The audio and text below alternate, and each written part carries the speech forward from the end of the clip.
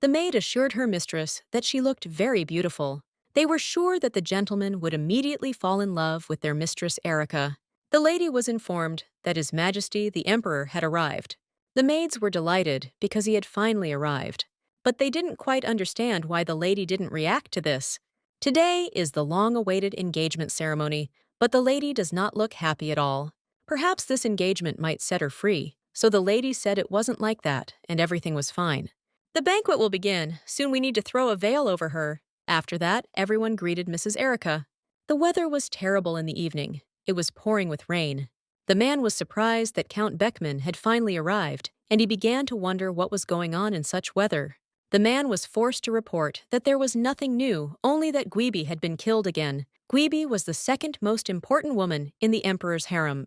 The count noted that this time she held out longer. He asked how she died, and was told that she fell from a tower window. According to the person who found the body, bones all over the body were broken, and she also fell onto a rose bush, leaving her thorn-ridden body covered in blood. As expected this time, it wasn't a coincidence either. However, the man asked them to be more careful with their words. We need to recommend some girl who can become the emperor's second woman. We can't leave the place next to the emperor empty for too long. The man asked about Korbengenbeck, but not everyone understood who he was, so he said that he was the lord of the North End, the northern border region, and he knew that he had a daughter who was over the age of marriage. But they are not sure that he can give up his only daughter. He had heard many rumors that the daughter of a northern lord had a terrible scar as expected. There was nothing the Lord Chamberlain did not know about. Then the Count thought for a moment and remarked that they say that a woman with a scar brings bad luck, and if this is true, then this will be a good opportunity for a man to marry off his daughter. This girl with the scar is from a poor family, and without any special background for her, this would be the highest honor. Had this tragedy not happened, it was unlikely that such a girl would have had a chance. Then another man suggested choosing a concubine by lot. It's all because it's going too far. The man said he should have said earlier that this wasn't his personal opinion. This was the wish of His Majesty the Emperor, so it must be fulfilled. After this, everyone became quiet. Further discussion was considered pointless. They've done this dozens of times, so they need to start preparing. The woman told Erica to raise her hands higher. Erica was disappointed and just remained silent. The other girl didn't understand what was wrong with her, because she was told to raise her hands higher. If she continues to resist, it will be impossible to apply the medicine to her terrible scar. The maid apologized and said that she needed to be patient for a little while. The woman considered it an abomination and was not sure that there would be a suitable match for this abomination.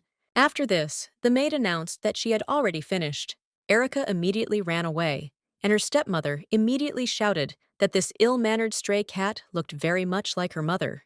The girl cried. They shouted that no one would marry her because of this disgusting scar. Aunt Julia, whenever she wants to insult her, calls her an ill-mannered stray cat.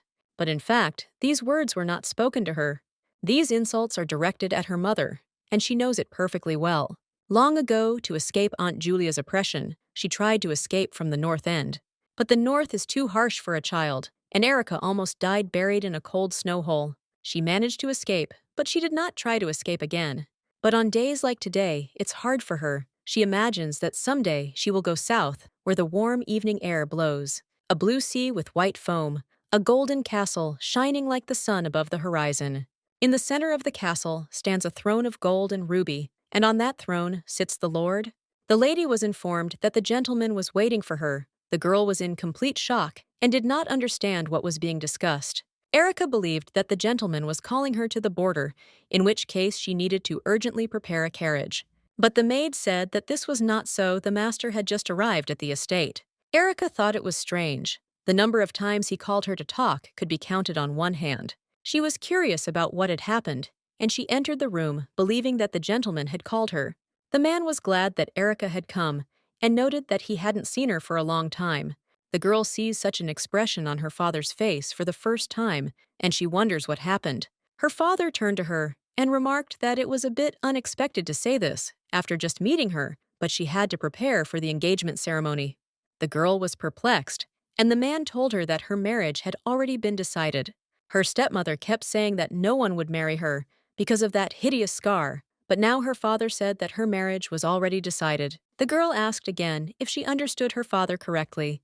She became curious about who proposed to her. They say that the commander of the knights, who had not forgotten her father's achievement, recommended her to the emperor. His Majesty, the Emperor, comes from the greatest family on the entire continent, the ruler of Lancia. Kal Lakin, the girl was utterly horrified when she realized it was the Emperor. Melinda believed that her mistress would simply be engaged to His Majesty. The lady confirmed this and noted that she knew that the girl had never left this place before. The maid told her to think about the capital. It would be very nice there. From beautiful clothes and toys displayed on the street to colorful decorations. It is so beautiful there that the maid would like to follow her mistress. Besides, the missus will become Gweeby, so she has nothing to worry about. The engagement is a reason to rejoice, not to be sad.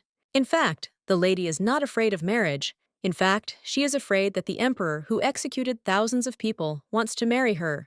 She was curious about what would happen to her when he saw her scar. Since ancient times, it has been believed that a woman with a scar brings only misfortune to the family. She couldn't imagine what would happen if she tarnished the name of the imperial family, and she felt sick after that. This is the first time her father has put his trust in her. She cannot let him down. So Erica decided that she had to overcome this fear. She didn't understand what was happening. Suddenly, a fire broke out. She asked for help and started running, asking if there was anyone nearby. After that, she tripped and fell, but immediately got up and started to continue running. She didn't want this someone to come near her, so she started screaming. Erica begged for help, after which she opened her eyes and realized that it was just a dream. She's been having nightmares lately, which doesn't bode well. She decided that tomorrow was the engagement, so there was no point in thinking about it. She had never seen their garden look like this.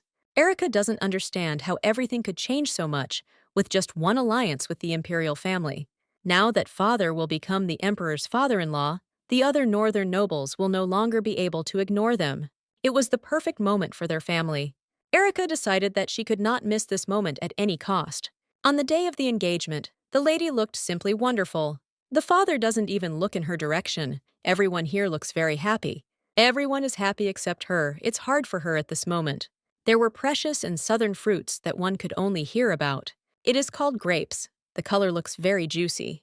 She didn't know if she could eat at least this, but she decided to try anyway. When she ate these grapes, she was simply shocked by their taste. This is the first time something like this has been done now. She knows what fruits from the south taste like. After that, someone called her. The man was simply horrified that she could not behave normally, even on such a day. The guy grabbed her hand and said that his emperor had just arrived. She should greet him. The girl asked him not to do that because it hurt her. She asked him to let her go, and then heard the emperor's voice saying that they were really making him wait so long. This man is the one who will cure your emperor, so she was very scared when she saw this man. He's so scary, it seems like he could kill her. The guy told her that later, so that she would quickly come to her senses. Erica immediately bowed to His Majesty the Emperor and greeted him. Those eyes remind her of the nightmares that haunted her. The emperor raised her head and looked straight into her face. He noticed that she seemed unwell, so he ordered her to be taken to her quarters.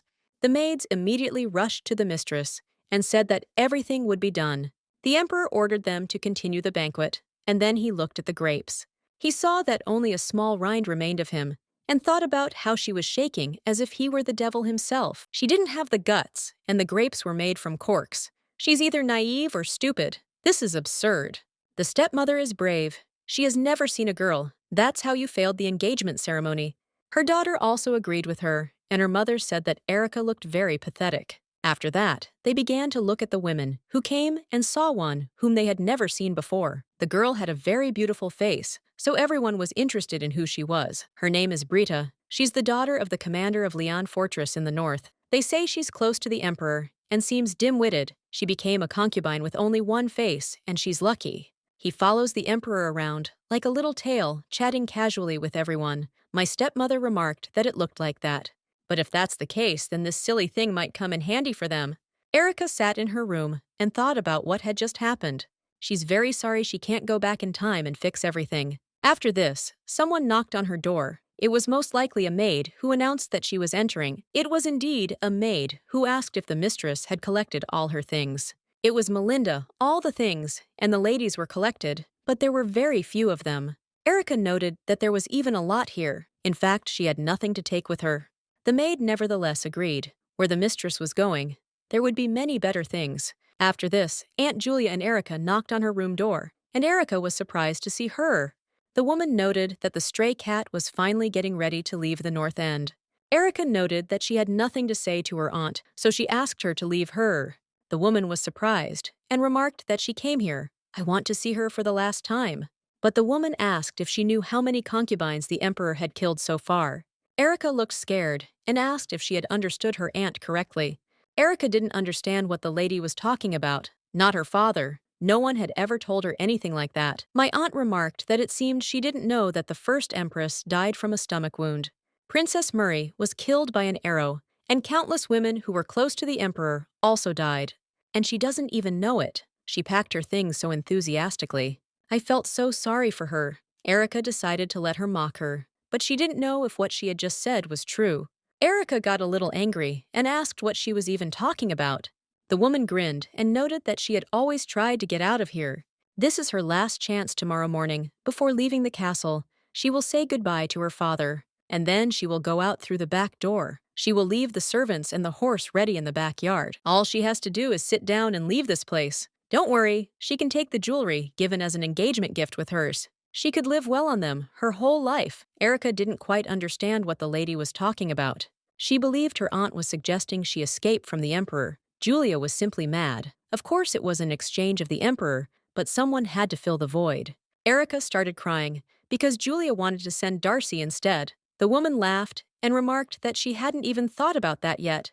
Then Erica realized the woman was lying. Aunt Julia was trying to put Darcy in her place, but Erica said she'd think about it. It was because she'd always wanted to be free. The emperor sat in his chambers, reading his reports. Afterward, he asked who had come to see him, and the girl said it was her Brita. She thought that he was tired from the hike north, and she was ready to give him a massage. The emperor thought for a moment and noted that he was indeed tired, so he would not mind this massage. Brita said it was a great honor for her, and she asked him to order him to lie down more comfortably for a while. To make it more effective, she covered his eyes. Afterwards, she announced that the massage was over. She hoped that the emperor felt rested. We liked that it looked like he was asleep. Even at the engagement ceremony, Julia approached Brita and remarked that it was her first time in the Spital, and she hoped that she was enjoying the banquet. The girl remarked that he was very good, but the woman remarked because if this continued, the emperor's favor towards his favorite might fade. Brita asked her what she was talking about and thought it was too rude. Brita said that she was his favorite, which is why she was accompanying him on this trip to the far north. Julia noted that no one knows how things will turn out after this, and the engagement. The woman doesn't think that Brita is any worse than that stupid Erica, but that girl will become Gweeby, so she feels a little sorry for the lady. But Julia thinks that she can help her, so she asks to listen to her whore. First, using massage, you need to put His Majesty to sleep. Julia wants her daughter Darcy to earn His Majesty's favor. Her daughter is a beauty, so the woman is sure that the emperor will notice this. If Darcy succeeds, she will help maintain her precarious position, and the empress will be from her family, so naturally she will thank Brita. Darcy came to His Majesty and tried to touch him, but the emperor woke up and began to angrily ask who she was. The emperor remarked that this was very stupid. While he was sleeping, she probably tried to kill him or was doing something else. The girl began to ask what he was talking about. Nothing of the sort happened. The girls stood before His Majesty with their heads bowed. Darcy shouted that it was all because of this, that she had fallen in love with His Majesty. She asks for forgiveness for sneaking up on him, so she asks for mercy. The emperor smiled and asked if she really fell in love with him and found it interesting, so he decided to leave her for now. He also noted that Brita had greatly disappointed him. The girl was simply horrified. She fell to her knees and began to ask for forgiveness. Brita said it was because of her boundless love for him. Only for a moment, she was blinded by jealousy over the woman who would become his Gweeby. She already enjoys the influence of His Majesty and expresses contempt for other people. Brita didn't do anything wrong. It was all because of that woman. After this, the emperor shouted for the guards to enter the room, and the knights immediately entered. He ordered that Brita be thrown into the river. He was very interested in how far the current would carry her. Brita immediately began to ask for forgiveness and beg that His Majesty would not do this and give her one last chance. Now the emperor said that he must show special favor to the lady of the Gweeby family. He said with a smile that he was not sure it would be better than death. Darcy was very happy when she saw that her mother had arrived. Udar kept asking what the girl had said, but her mother said there was no need to worry. Julia was sure that Erica would not be able to refuse her offer. That's why Julia said earlier when Brita would give a sign, "Then Darcy will come in and win the Emperor's heart." This stupid girl thinks that they will remove Erica from Gweeby's place and put her in the vacant one. But everyone sees how beautiful Darcy is. She will definitely captivate the Emperor's heart. And they will get rid of Brita very soon. And by the way, Mother asked again if Darcy was sure that he wanted to be with the Emperor. The girl replied that of course he does, he is very incredible. As expected from His Majesty, not like any northern nobility. So Julia turned to her daughter and said that for her life and their family, she must win the heart of His Majesty. Darcy was sure that she could do it, and nothing else. Finally, the wonderful future that Julia deserves is about to arrive. If only this stray cat, this insignificant girl, hadn't come into the house and ruined everything. Julia was angry rightly, so that her daughter was now paying for her crime. The man did not understand at all where he was. After that, he saw his wife. She was glad to see Lacotte. He was very happy to see Maria. But then he opened his eyes and realized that it was a dream. A tear even ran down his cheek. He missed her very much. War, if it weren't for that war, Maria would be alive now. Unfortunately, thinking about it is useless, and revenge is impossible. All he can do is fulfill her last wish to protect the people Maria loved. All so that the innocent would no longer die, so that there would be no more sufferers like him and Mary. He must protect these lands. After that, his daughter knocked on his door, and he allowed her entry. She noted that yesterday was the last banquet before her departure, so she wants to know why he didn't come after all. The gentleman noted that he was at the border, so he could not come. Erica wondered if it was really more important than her. The man replied that this was what he had to do, that he had to build a new castle on the border. The gentleman understands that this will not allow war to be avoided, and he will not allow the tragedy of 11 years ago to be repeated. Erica noticed that he had worked very hard on it, so she was confident that everything would be fine. The man had hoped for this, but he was sorry that he could not come. He thought she wanted to tell him something. In fact, she had wanted to tell him something, not only yesterday. There was so much she wanted to say, but she couldn't, starting with the loneliness she felt all this time. A mother whose face she can't even remember, ending with missing words of comfort from the father. She wants to talk about the words her aunt and Julia said to her yesterday, but she said that she came because she wanted to ask him something. Your Majesty, the Emperor probably knows that she has a scar. She doesn't want to deceive him. Her father asked her again if she was really worried about that. He told Erica not to worry because the Emperor knew everything. He may have forgotten now, but to remember someday, after all is fate. The girl was in complete shock. She didn't understand what he was talking about. Her father asked Erica to listen carefully. He had the same wounds as her. Erica knew that one day the Emperor himself would need her help, but now was the time to leave without looking back. Her father, in turn, insistently urged Erica to hurry and assured her that he was fine. He also reminded her to say goodbye to Aunt Julia. But Erica firmly replied that she had no intention of visiting her aunt and would simply leave. Her father was perplexed as to why she was acting this way. The girl snapped, saying her father knew the reason perfectly well. He then asked if she had heard about the events of the previous night. Everyone in the palace already knew about what had happened, and Erica decided to take advantage of the moment to ask her father for a favor. She hinted that someone was probably waiting for her near the back gate and suggested that her father interrogate this person thoroughly. If he was indeed ordered to commit murder, the father could deal with Julia as he saw fit. Erica said goodbye, noting that it was time for her to leave, but asked her father to take care of himself and be careful. The father immediately turned to Willis, instructing him to find the guy at the gate and beat the truth out of him at any cost. Meanwhile, Erica headed towards the carriage to finally set off. Inside her, the thought never left her that if she had agreed to her aunt's proposal back then, her life could have turned out differently. However, leaving her father at such a moment seemed completely impossible to her. Soon Cascade approached Erica, introduced himself, and said that he would be accompanying her on the trip. He also brought a eunuch to keep the girl company, but Erica declared that she did not need anyone. Erica expressed a desire to reach the capital in complete silence, but Cascade was sure that loneliness would tire her. The man assured him that the eunuch was very intelligent and well-mannered and would not cause any inconvenience. Rudy then approached and politely introduced himself. He asked to warn him if the girl suddenly needed something and was ready to help at any moment. At this time, one of the father's men returned and reported that the guy at the gate had confessed. The father immediately asked what exactly he had said and what he had confessed to. The guy said he was sent to wait at the back gate and given clear instructions.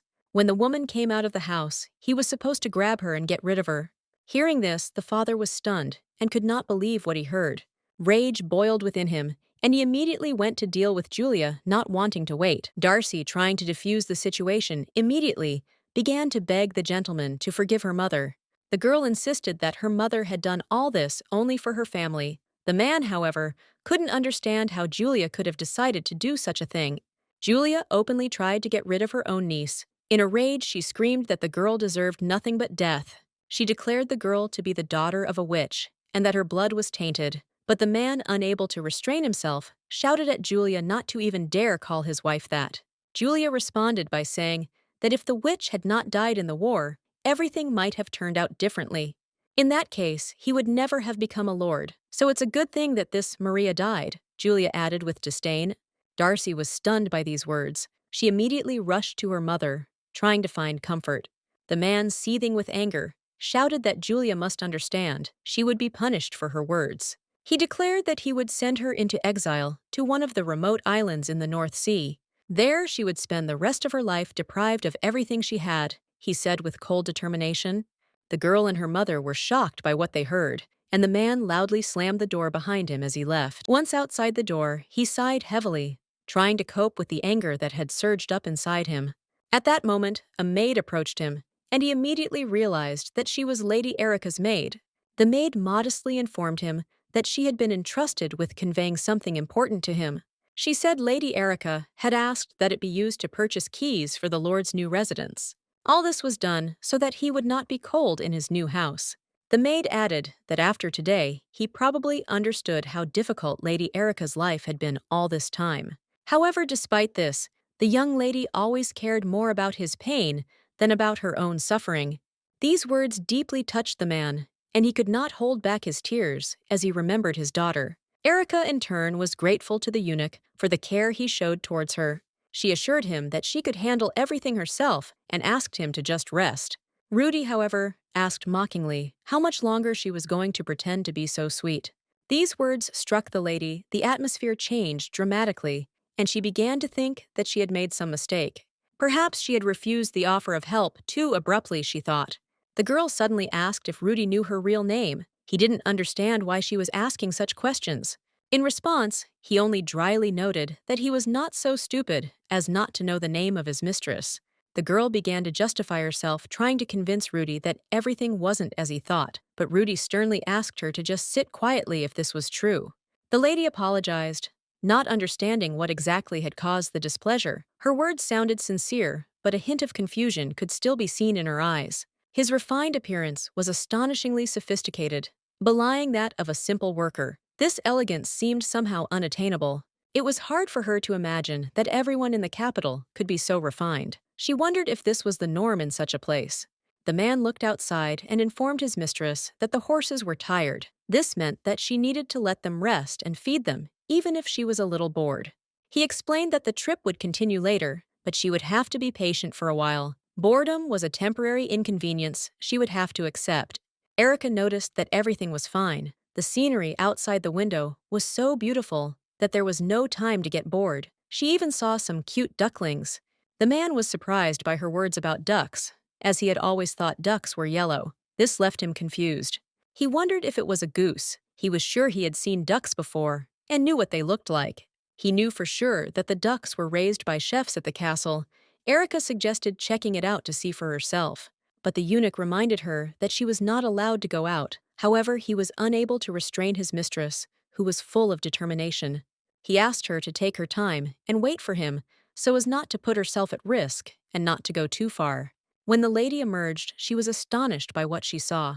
The landscape was so beautiful that she froze in admiration. The eunuch wondered how the mistress could move so quickly when there was so much beauty around. He noticed that she had soiled her dress and admitted that it was the first time he had seen such a wonderful landscape.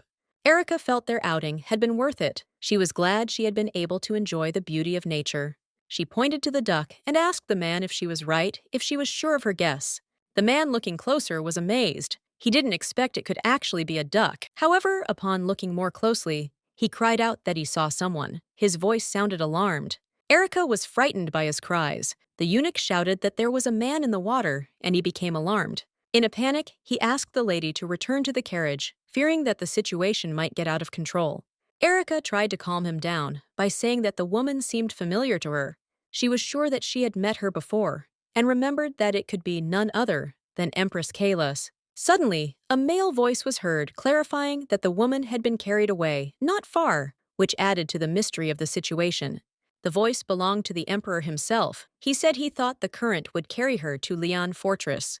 The emperor coldly ordered the woman to be placed in a coffin and sent to the commander of the Lian Fortress as a warning. This should have been a lesson to all who dare to dream of the unattainable, demonstrating the consequences of such aspirations. Erica realized with horror that Kal Lakin did not seem like a villain at all. He literally embodied the very image of a demon. The girl believed that only real demons were surrounded by a thick black aura that frightened even those who could not see it. In her imagination, demons always laughed in the darkness, their frighteningly bright blood-red eyes flashing. The eunuch, noticing her pale appearance, asked worriedly if she was feeling better. Apparently, something was wrong. He couldn't understand the cause of her condition. Even though she took the medicine, she still got worse. Gradually, he began to think that her body might be too weak to cope with such stress. Cascade approached the lady with the news that they had finally arrived in the capital. However, seeing her sickly appearance, he involuntarily froze, shocked by her pallor and tired appearance. The emperor was also confused. He couldn't understand why her condition had worsened so rapidly and assumed she was ill. Cascade merely shrugged, suggesting that she might be tired from the long and arduous journey. The emperor did not respond to these words, but instead turned abruptly and left as if pondering something important. The man left behind looked after the emperor in bewilderment, trying to figure out where he was headed. Meanwhile, the eunuch carefully asked Erica if everything was okay, but she told him to remain silent. Rudy experienced real horror when he saw the emperor unexpectedly enter his mistress's carriage. The emperor suddenly began to smash the lamp, shocking everyone, and leaving the eunuch completely bewildered by his actions. Then he asked with cold anger who the person in front of him was. Erica couldn't comprehend what was happening.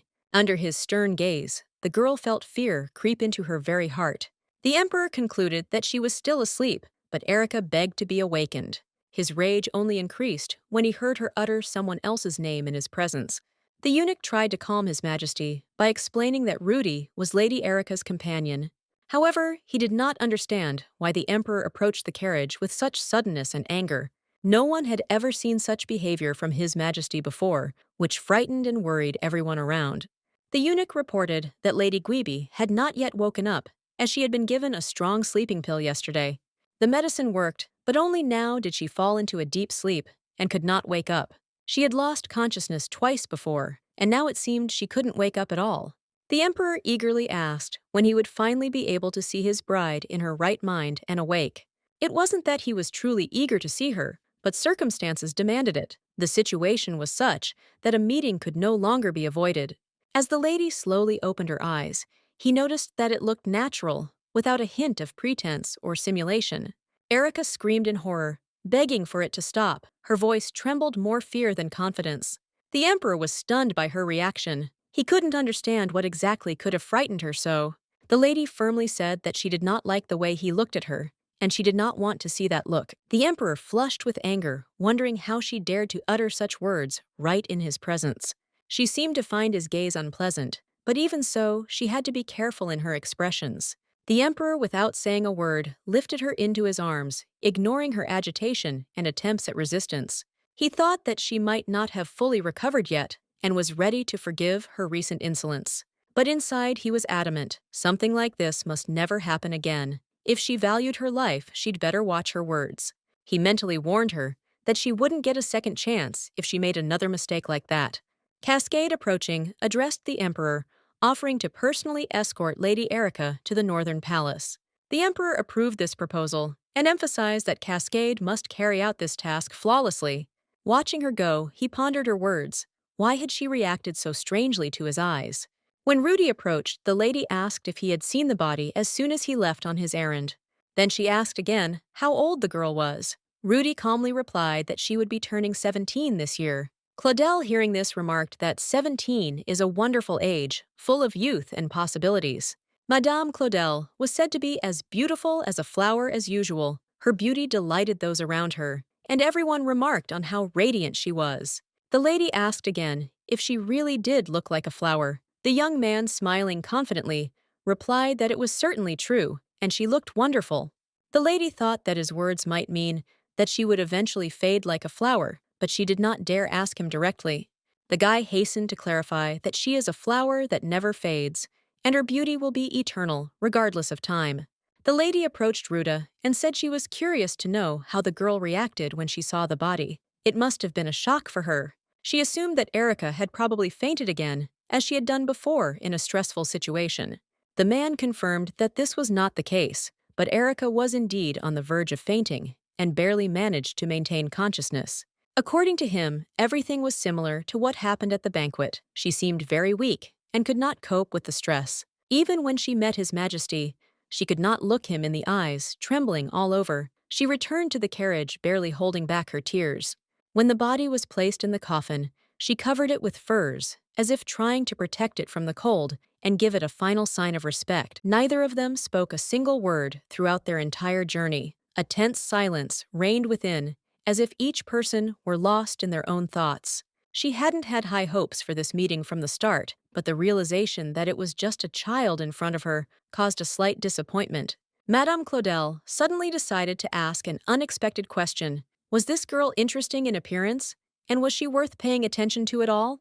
Rudy thought for a moment, remembering her image, and tried to imagine how he could answer the lady's question. Finally, he diplomatically noted that if Kucher had been asked, he would certainly have said that the girl was beautiful. However, Rudy knew very well how flawless Madame Claudel herself looked, and no one else could compare to her beauty. But despite his thoughts, he would not dare to insult the lady even with a hint, so he decided to remain silent without saying anything specific. Claudel nodded with a slight smile, adding that northern girls were rarely gifted with beauty, which made her guess more plausible. However, she was sincerely sorry that this girl did not live up to expectations. She wanted to share her responsibilities to the emperor with someone. The eunuch suddenly wanted to remind his mistress of her promise, but she was surprised, as if she did not remember what they were talking about. She soon remembered, and with a slight smile said that his work should be recognized, and promised a reward for his faithful service. When he saw the eunuch's uniform with a green collar in front of him, he couldn't believe his eyes. It was a shock for him. After all, the color of the collar has a meaning. It shows the status and position of the eunuch in the harem hierarchy, which is extremely important. Eunuchs of lower rank engaged in simple domestic work wear white or yellow collars, nothing more. But the green collar indicated that he belonged to the third class, which put him far above the rest. Of course, others also tried to get attention and sent their eunuchs to the old Fox Cascade, but to no avail. However it was, he who had the rare opportunity to observe this child up close, which made his situation special. Everything turned out perfectly. The lady recognized his achievements and even called him lucky, which made him extremely happy. The young eunuch was sincerely grateful to Madame Claudel, the most influential woman in the harem, whose authority was unquestionable. He dreamed of coming under her protection, because then his life would radically change for the better. The lady told him to come closer and get a new uniform because he had done what none of the other eunuchs could do. However, she added that now his task is to try even harder, staying close to the northern girl. The young man was surprised that he had been transferred to this girl and not left with the lady. He even asked if he had understood correctly. Claudel laughed with a smile, explaining that the girl would have a hard time adapting to the new place and would need support. Therefore, he believed he had to remain by her side as long as the situation required his presence, but he never forgot who his true mistress was. This girl was preparing to use him for her own purposes again, and he understood that for her, he was just a tool. However, he could not ignore the order of his beautiful mistress, so he decided to closely monitor the situation and keep it in mind. He had several options. The first was to observe Erica while pretending to be Claudel's loyal servant. He could find Claudel's weaknesses and exploit them at the right moment, but this plan had serious risks and drawbacks. If Claudel finds himself in a difficult situation, she, like her minions, will likely not help him. The lady is unlikely to come to his rescue. The second option was easier. Stay with Erica, lead a quiet life, be grateful for the opportunity to exist, and not attract attention. But such a life of endless humility would have condemned him to death in poverty and oblivion, somewhere in the dirt far from his goal. And finally, the last option was to return to Louise. This could be a way out of the hopelessness he no longer wanted to endure. He could not allow himself to die as Claudel's pawn, or disappear along with Erica's shadow dissolving into nothingness. He had to cling to any opportunity just to avoid drowning in this sea of intrigue and betrayal. After this, he approached the lady, who was noticeably frightened when she saw his unexpected appearance. The eunuch asked reproachfully what she was doing, reminding her that she needed to get well soon and meet with His Majesty.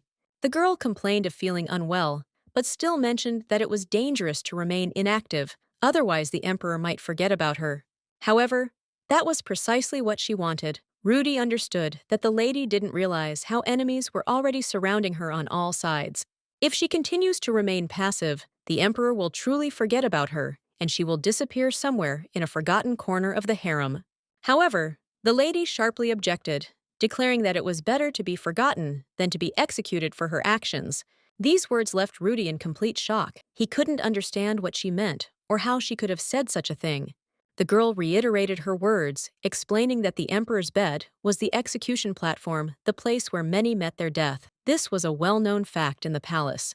Rumor has it that the emperor killed dozens of concubines. He apparently targeted her, wanting to make her one of his victims. Rudy immediately realized that such things were difficult to discuss out loud, but the lady assured him that everything she said was true and that she wasn't exaggerating. All of this was actually happening. The boy couldn't understand how he'd ended up in this situation. If things continued like this, he too could get into trouble, and the consequences would be serious. He finally agreed, deciding that it was best to cancel her service that day to avoid any unnecessary problems and stress. He couldn't offer that, but he still wanted to advise her to hire a maid who could help around the house and make her life a little easier. Ruling an empire was not easy. It required a special approach, like trying to tame a wild beast, constantly balancing between harshness and gentleness. After the emperor's death, young Kyle Lakin ascended the throne at the age of 20. This proved a true test for him, as such changes rarely come without challenges. Although the young emperor lacked much experience, he was fortunate. Experienced politicians helped him formulate the correct policies necessary to consolidate his power. She didn't look like an ordinary woman, but rather like a warrior. The emperor, in his own interests, used the law as a weapon with which he could defeat any opponent. He took the laws of the 6 kingdoms and combined them into one new system, which showed his determination and ability to reform politics. He achieved all this in just 1 year of rule. As expected, the nobility, especially the aristocracy, fiercely objected to and resisted his innovations. When their anger reached its peak, Kal Lakin didn't hesitate and drew his sword. He was ready to act decisively to suppress any attempts at rebellion. All this led to a brutal massacre. Half the imperial castle was covered in blood, and the heads of the rebels were hung on the walls as a warning to others. The rebels' titles were revoked, and their families lost everything. They were all reduced to mere citizens, stripped of all influence. The emperor asked where his bride was. Cascade replied that she had not yet recovered from her last journey and could not be there. She announced that she would not be able to attend the service, which greatly surprised the emperor. He asked again, incredulous. Cascade noticed that the emperor seemed to turn and leave. This surprised her, as she hadn't expected him to ignore the situation. The emperor's behavior remained a mystery.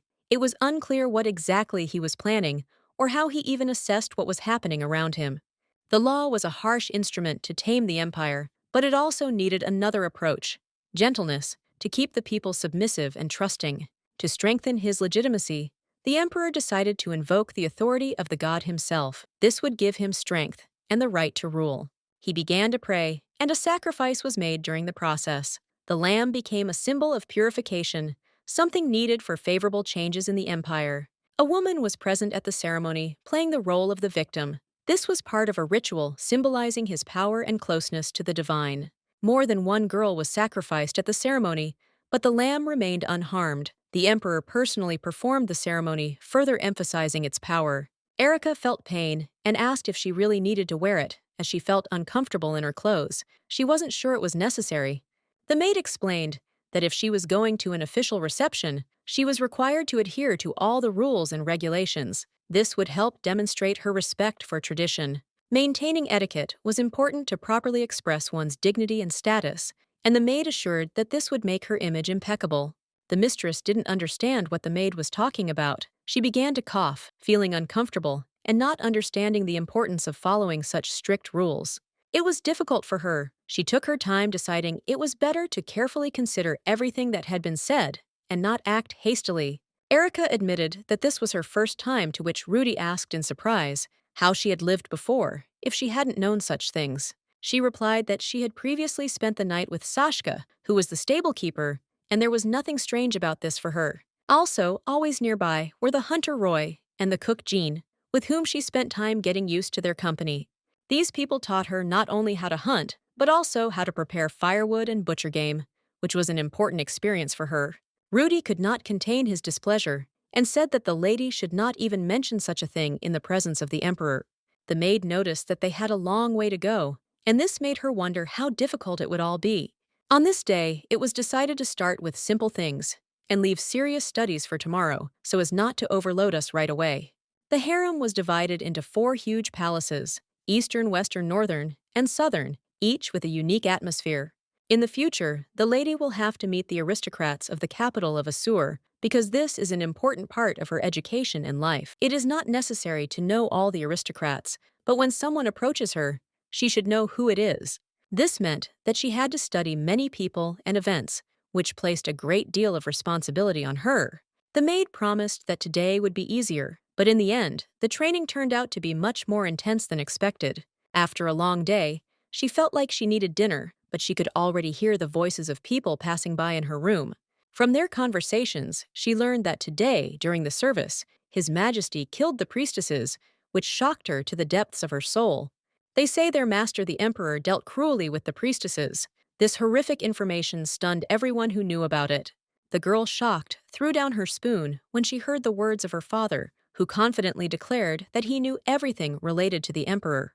He said everything would be fine, but warned that if the emperor saw this with his own eyes, the situation could change. This was a serious threat. The girl was horrified by her own thoughts, which suddenly filled her mind. She couldn't believe such a thing was possible. Realizing the thought was too terrifying, the girl decided not to dwell on it anymore. Fear gripped her, and she tried to shake it off. The maid turned to Mistress Erica, asking if she had finished her meal. The maid's interest was genuine. She simply wanted to help her mistress. The girl thought for a moment, but soon pulled herself up, and almost in a whisper said that now she wanted to take a bath, although she had not yet started. Liza, noticing her mistress's desire, had already prepared water for her. She was ready to serve her mistress and make her rest more comfortable. The girl nodded gratefully, followed the maid's directions, and prepared to take a bath. The maid reminded her to go behind the screen where everything was ready. The lady shouted loudly that she was fine and didn't need help. She confidently assured him she could handle it herself. Erica firmly declared that she could handle the bathroom herself. She didn't need any support, and decided not to worry anyone. Keep your back straight and your shoulders naturally dropped. It's important to draw your stomach in slightly so you can lift your chin without focusing on one spot. And most importantly, never forget about a graceful smile. It should be light and natural to create the right impression. Erica was starting to feel lost, unable to figure out what to do. Her thoughts were jumbled, and she doubted she could handle it. Erica still wasn't sure. The maid insisted that she had to keep her smile, as otherwise she wouldn't be able to create the right impression.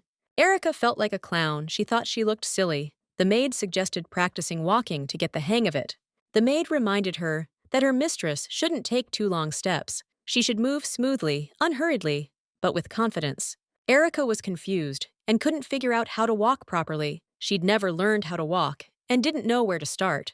Suddenly, Erica lost her balance and fell. The maid was at a loss as to what to do in this situation. She immediately ran to Erica, anxiously, asking if everything was okay. The maid was worried about her health and didn't know what to do next. Erica said she was fine, but she felt guilty. She wanted to apologize to her father, believing it was her fault. Suddenly, the girl burst into tears. The maid tried to calm her down, but a young man entered and intervened. Rudy announced that Mrs. Ludinia was inviting Erica to tea. He was calm, but his words left the girl doubtful and confused. The eunuch handed Erica the letter. She was in complete shock and couldn't figure out how to respond to this unexpected invitation. Erica was confused. She didn't know who Lady Ludinia was, so the eunuch was forced to explain her role and status. Lady Ludinia resides in the Western Palace. She is a renowned figure, and her invitation was a significant event. Erica immediately said she didn't accept the invitation because she felt unwell and didn't want to go. She tried to talk herself out of it. They tried to convince her that she should go, but Erica continued to insist that she was not ready and unable to take part. The maid suggested Rudy return the invitation. She believed it was best to give Erica time and not rush her response. The eunuch was shocked by this request. However, the maid insisted offering to finish the lessons for the day and give Erica a break.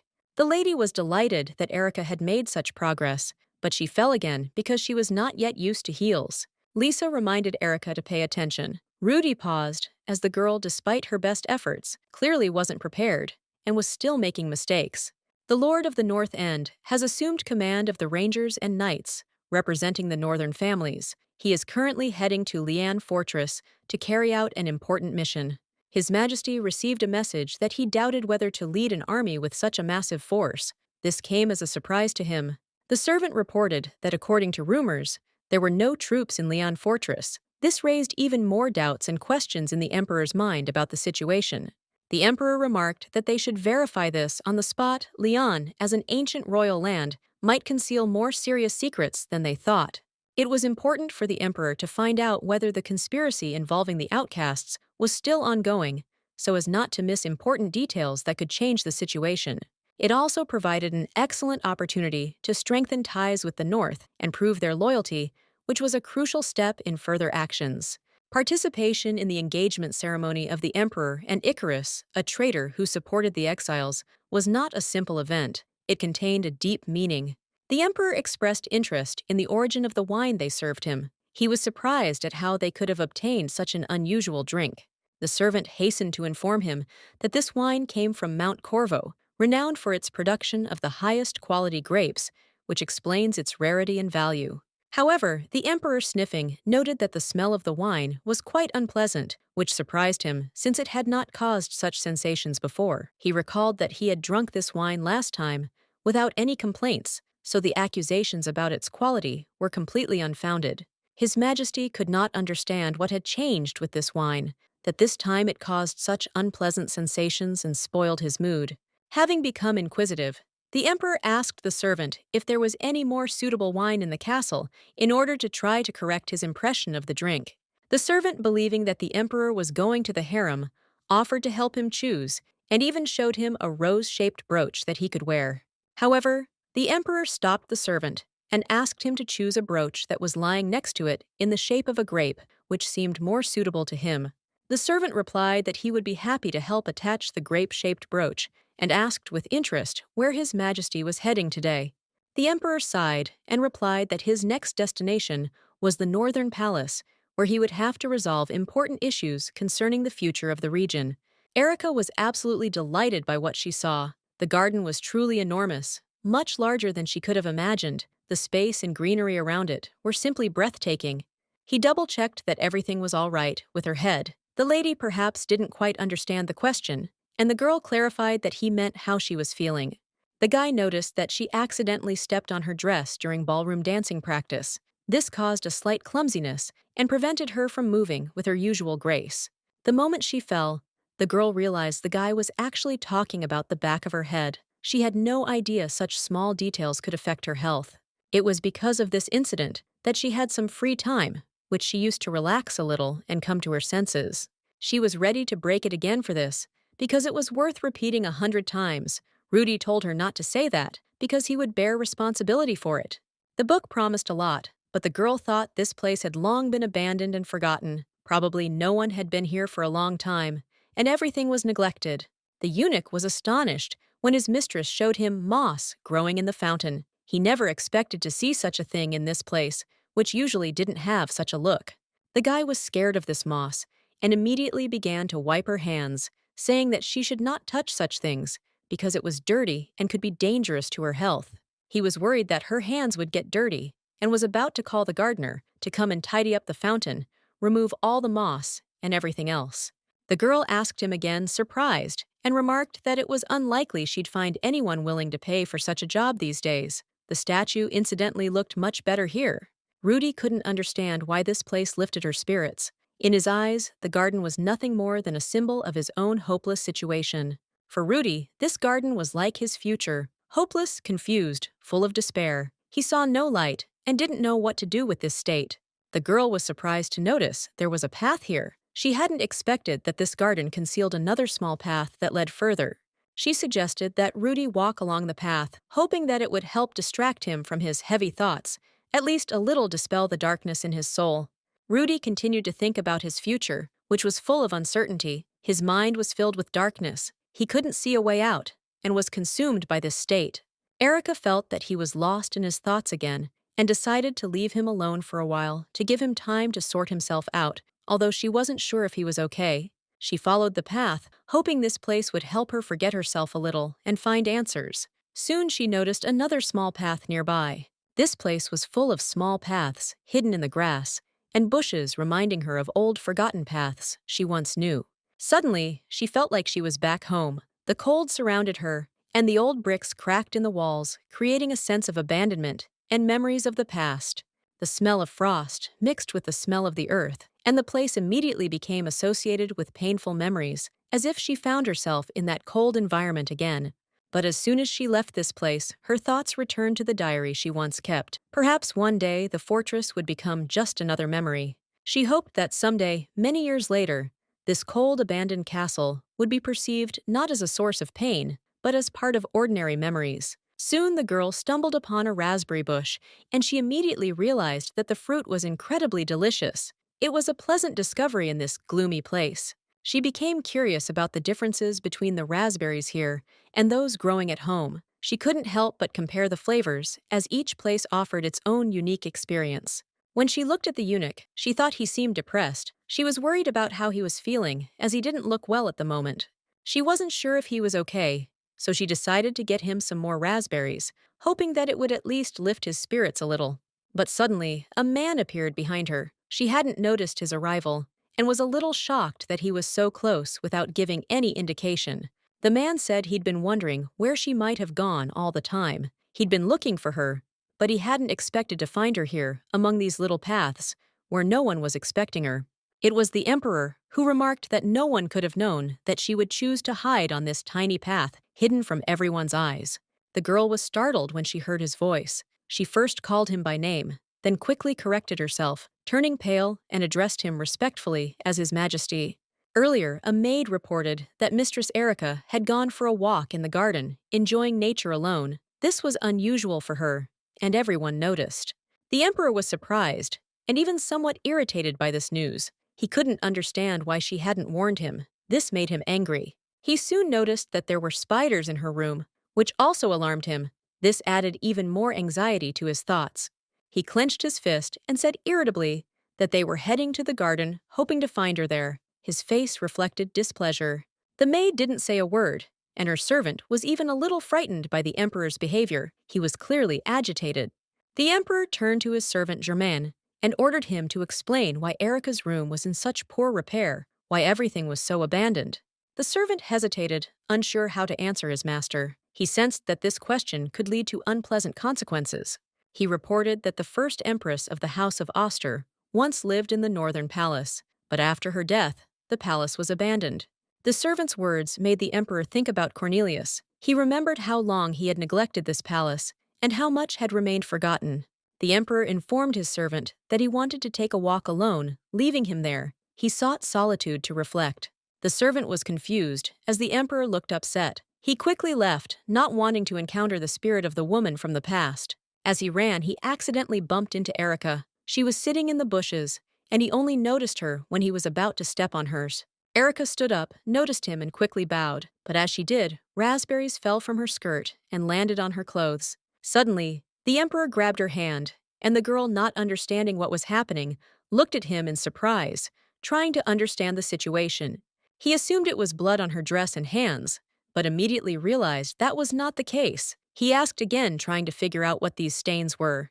The emperor questioned her many times, and Erica began to feel at a loss. She didn't know how to explain that they were just raspberries.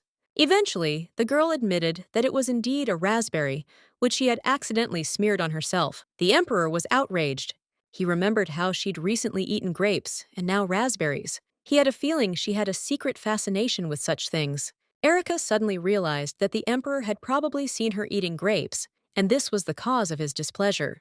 She quickly apologized, trying to justify herself, but the emperor, paying no attention, told her to leave the garden. Erica didn't quite understand what was happening when the emperor, unexpectedly for her, picked her up in his arms, lifting her from the ground. She was startled, feeling confused by such an unexpected action. It was strange, and even a little awkward for her. The emperor continued to hold her in his arms. Despite her anxiety, Erica even blushed a little at the sudden closeness. He dragged her through the bushes, and the girl looked at him gratefully, although she did not understand what was happening. The emperor, however, was in no mood for conversation. He continued to talk about her body, not shying away from expressing his opinion. Erica couldn't believe the emperor had seen the scar despite her clothing. She wondered if the fabric was too sheer to hide it. The girl couldn't figure out what to do. Maybe she should just tell him right away, or first show him what she wanted to tell him. She was confused. Her heart pounded with fear. She turned to His Majesty, unsure how to explain her thoughts, or how to find the right words to say everything correctly. Khal looked at her with disdain, not quite understanding what she wanted from him, and surprised by her actions. He didn't know what she was going to do next. The lady was surprised, and began to wonder if the problem might lie not in the scars at all, but in something else. This led her to consider other possible causes. He said he couldn't check if she was hot in this weather, so he took off his jacket and threw it on her in an attempt to help with that. He threw the jacket right over her face, and she started tangling in the fabric, not expecting such a turn of events. This confused her and added to the chaos. This girl became his Gweeby. She acted like a child who constantly needed supervision and care. It was too much for her. He decided it wasn't worth thinking about. After all, she was just a hostage, and perhaps none of this mattered in the grand scheme of things. But he still couldn't understand why he'd come to the Northern Palace at all, or what had compelled him to take part in this. This troubled him greatly. He simply sighed, not understanding what was happening to him. This feeling of bewilderment did not leave him, and he was confused by what was happening. He said he had some funny news to tell her. There was going to be a war, and that could possibly change everything for everyone. Lord Leon had decided to rebel Lord Kor, and the northern nobles had gathered to unite and oppose him, foreshadowing a tense situation. The fight promised to be short, but when he turned around, he couldn't understand why the girl was silent and didn't respond to his words. This surprised him. He asked how long she intended to stand there. She seemed so taken with this grave garden that she forgot about everything else. The girl was horrified. She couldn't believe her father had decided to go to war. It shocked her and made her feel anxious. The emperor realized he might have been mistaken in telling her this. It was clear she was unprepared for such information and hadn't expected it. The girl couldn't believe that war would break out in the North End. She didn't even want to think about the consequences, including what might happen to her father. She was lost in thought when the emperor suddenly grabbed her in his arms. This frightened her, and she didn't know what to do. He'd thought he'd imagined it the last time he'd grabbed her hand, but now it was obvious she was so fragile, as if she were nothing but skin and bone. The emperor asked her again if she could move faster. Erica was confused by this question. She hadn't expected such a reaction from him. The girl said that if he let her go, she could quickly leave. She didn't want him to hold her, as it would hinder her movement. Now she looked like a sparrow with wings about to take flight. She apologized and asked him to let her go so she could leave. She accidentally hit him, and the emperor, with a stern expression on his face, ordered her not to move. He was clearly irritated, but he tried to control himself. In any case, he was tired of this place. He wanted to leave as soon as possible, feeling that everything that happened here made no sense to him. Now he had decided to order the burial ground destroyed. This was his intention, to rid himself of this place that oppressed him. Rudy was absolutely horrified when he finally saw his mistress. His voice trembled as he cried out that he was so glad she was alive. Then he quickly apologized for his outburst. He couldn't resist asking questions, trying to find out what had happened. The lady replied that she didn't know herself, but said she was ready to discuss everything tomorrow when she had time. Lisa, worried, approached her mistress and anxiously asked if everything was all right. She was clearly worried, but her concern was understandable, as her mistress was not in the best of health. Erica reassured Lisa, saying she was fine. However, the maid insisted that while her mistress was changing, she should call a doctor just in case. Erica tried to convince everyone there was no need to worry, as her dress was simply stained with raspberries. This wasn't a reason for such serious measures, but the maid insisted anyway. The mistress apologized for soiling her nightgown, feeling embarrassed. After her words, the eunuch and the maid breathed a sigh of relief, as if they had found a solution to the problem. Erica was so tired that she said she needed to sleep. She decided it was time to leave and asked Rudy and Lisa to take a little rest so they could also recover. She had a fairly large stain that needed to be washed immediately to prevent it from ruining her clothes. Lisa understood the importance of this and intended to act quickly. Lisa was plagued by questions about what could have happened, but fortunately, nothing terrible seemed to have happened. In her eyes, everything looked much less alarming than it had at first. Rudy meanwhile shouted that the emperor looked terribly angry, as if he'd just been in hell. His words were filled with bewilderment and a hint of fear at what was happening. Everyone was against him, and Lisa said she'd be back soon. This left a bad impression. She left, and the atmosphere remained tense. Claudel couldn't believe it when she heard that the emperor was in the northern palace. It seemed impossible, because she had never expected to see him there at that moment. She couldn't help but wonder what had brought him there, since there was only one person in the northern palace who could interest him. The maid who came to her reported that the emperor's bride was there, the girl from the north, about whom everyone had already heard, but few knew the details.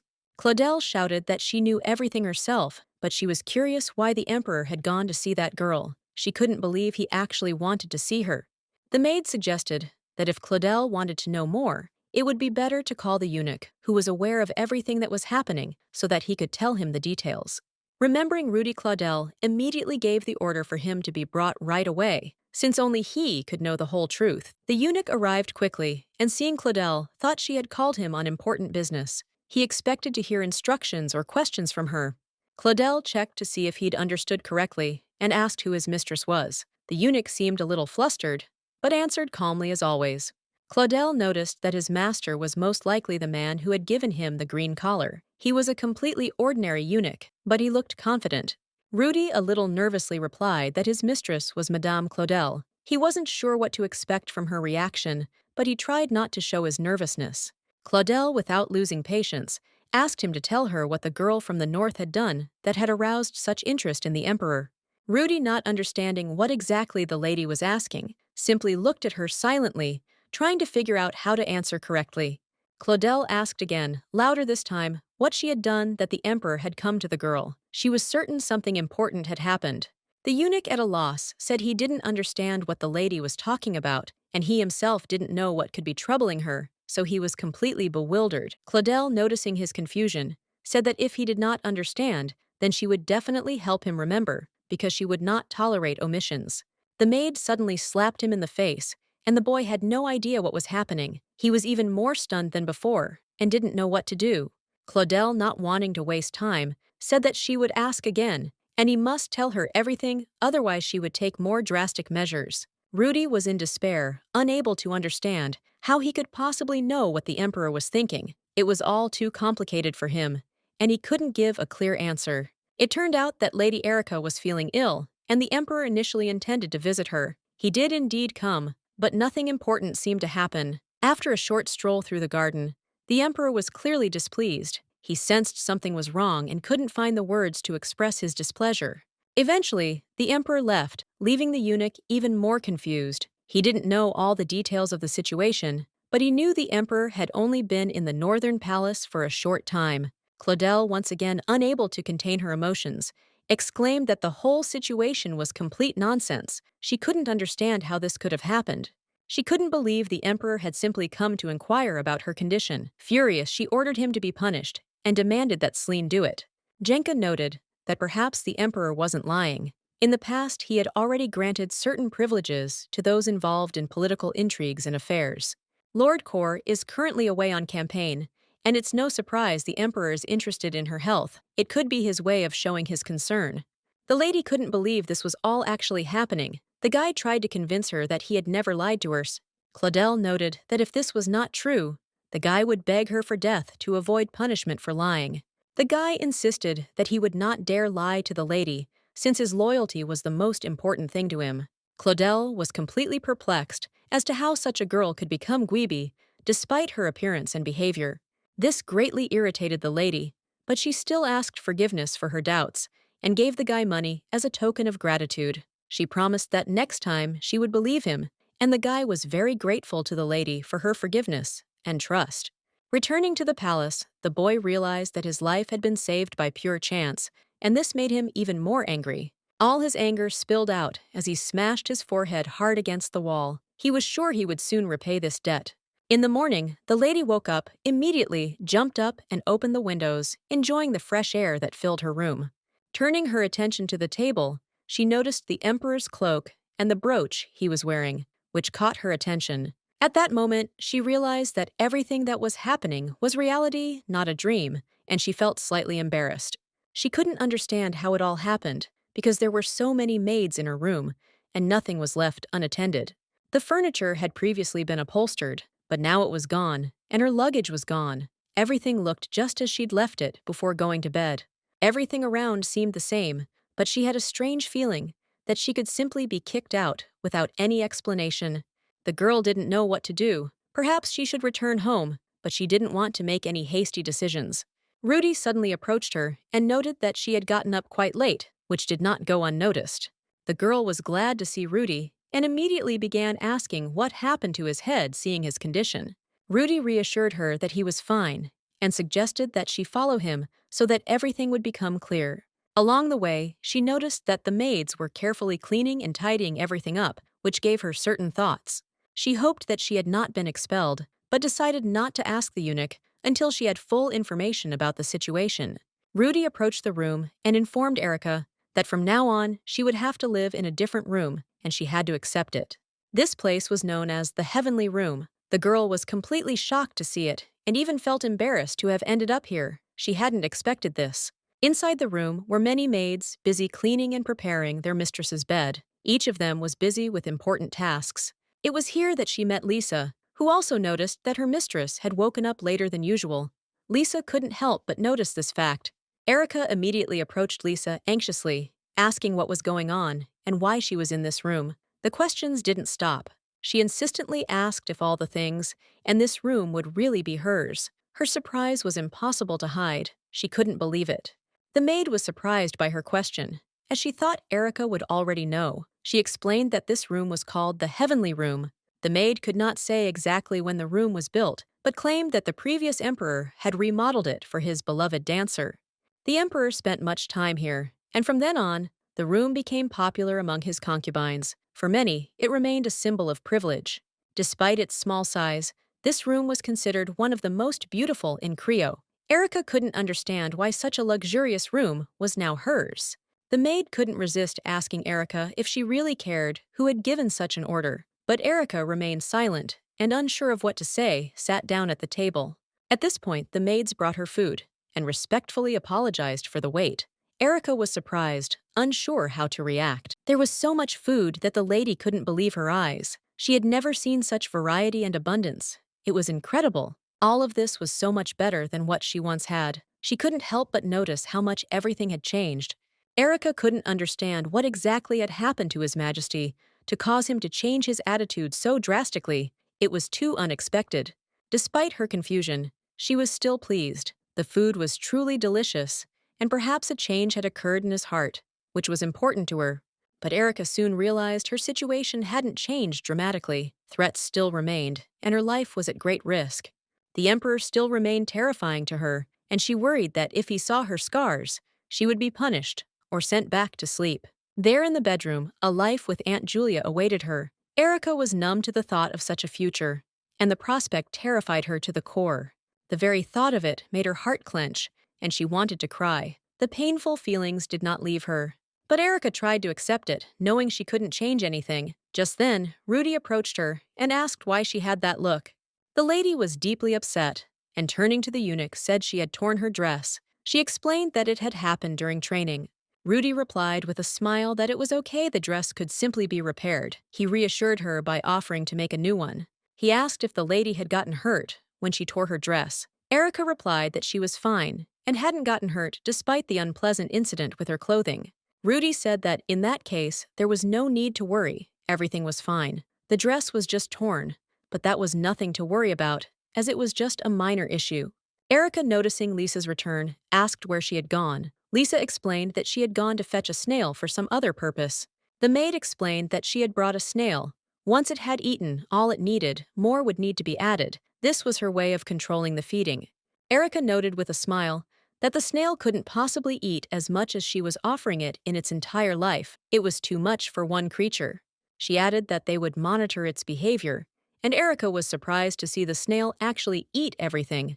It happened gradually, but the fact was obvious. Little by little, step by step, the snail mastered the task. Despite the difficulty, it managed to swallow everything offered without leaving a single morsel. New leaves had to be added immediately, as the old ones had already been eaten. This required action on both sides, and the people here assisted in the process. The place turned out to be quite cozy. Despite the oddities, Erica thought that perhaps this place could be considered her home. She felt calm and comfortable here. Erica approached Lisa for help. She explained that she needed something small and simple to make her current task a little easier. The maid was surprised to hear her mistress's request, but Erica immediately clarified that she simply needed to take a bath. It was quite simple, but essential for her relaxation. The maid remarked that the mistress probably understood everything herself. She was intelligent enough to understand the situation she found herself in and its consequences. A weak person couldn't survive for long in this place. Anyone who couldn't defend themselves became vulnerable, and weakness was the source of many problems. This was one way to survive in such conditions. The lady realized this, although she didn't like to dwell on it, preferring to seek other ways. Erica was surprised by this change in herself. Previously, she always rushed to wash and dress quickly, but now something made her slow down and reflect. When the men sent by the emperor finished their work, the lady asked that his thanks be conveyed to them, and that they be sent back. She had not forgotten those who had helped. The maid was surprised by the mistress's decision. Of course, these people were enough for Erica, but they were changing rooms, and she and Rudy might need additional help. Erica would only use a few essential rooms, so all the others would have to be locked. She also reminded the maids to return all the jewels the emperor had sent. One of the maids remarked that the mistress possessed wisdom and the ability to manage affairs properly. Erica was surprised by these words, not expecting such praise. Even though the ceremony hadn't been scheduled yet and was still a long way off, Erica knew she needed to prepare in advance to ensure everything went off without a hitch. While no one knew all the details yet, except that the mistress would be Gweeby, much remained unclear and hidden from prying eyes. Lisa, noticing this, advised Erica to learn to behave accordingly, even if she encountered other concubines and aristocrats.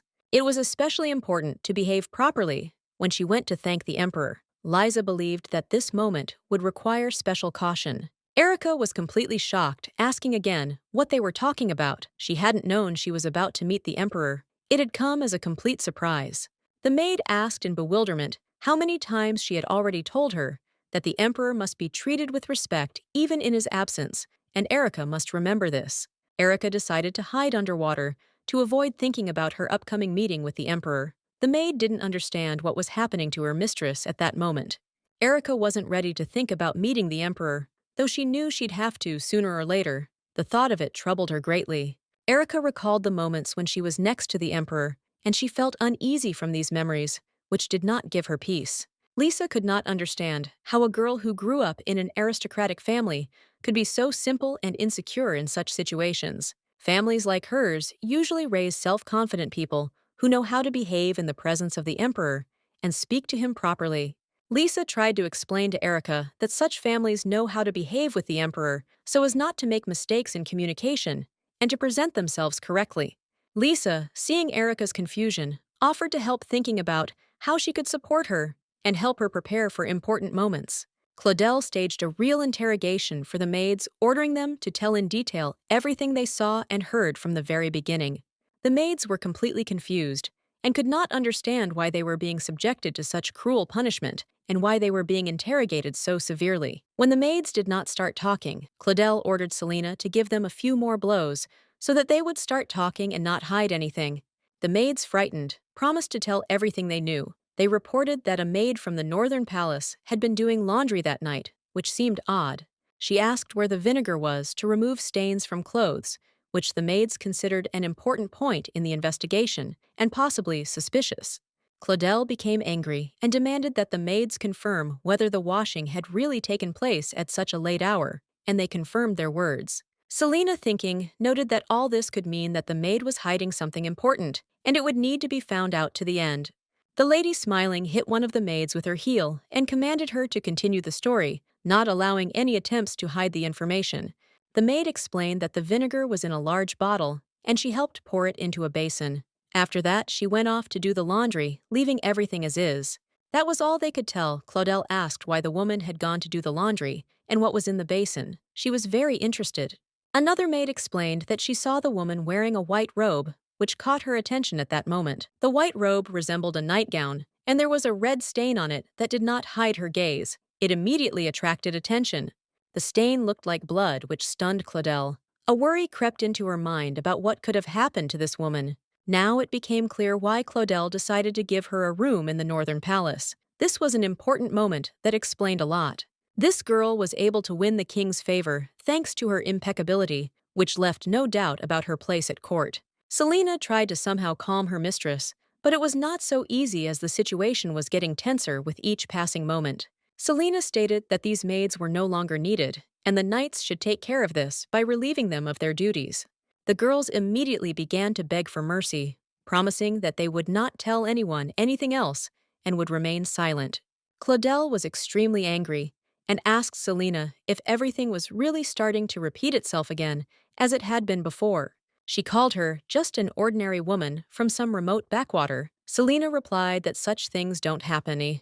The maid believed that there was no reason to worry because no one could compare with Claudel, and it would always be so, she was sure of it.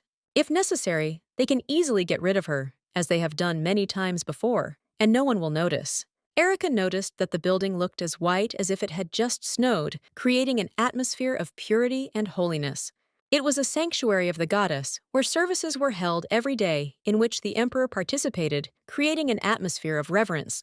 She walked up to the wishing post that Lisa had told her about earlier, feeling that this was an important moment for her future. She prayed for the knights of the north and her father to remain unharmed, hoping for the safety of all those she held dear. After this, the maid called the mistress because the service was about to begin, and she could not be late for an important moment.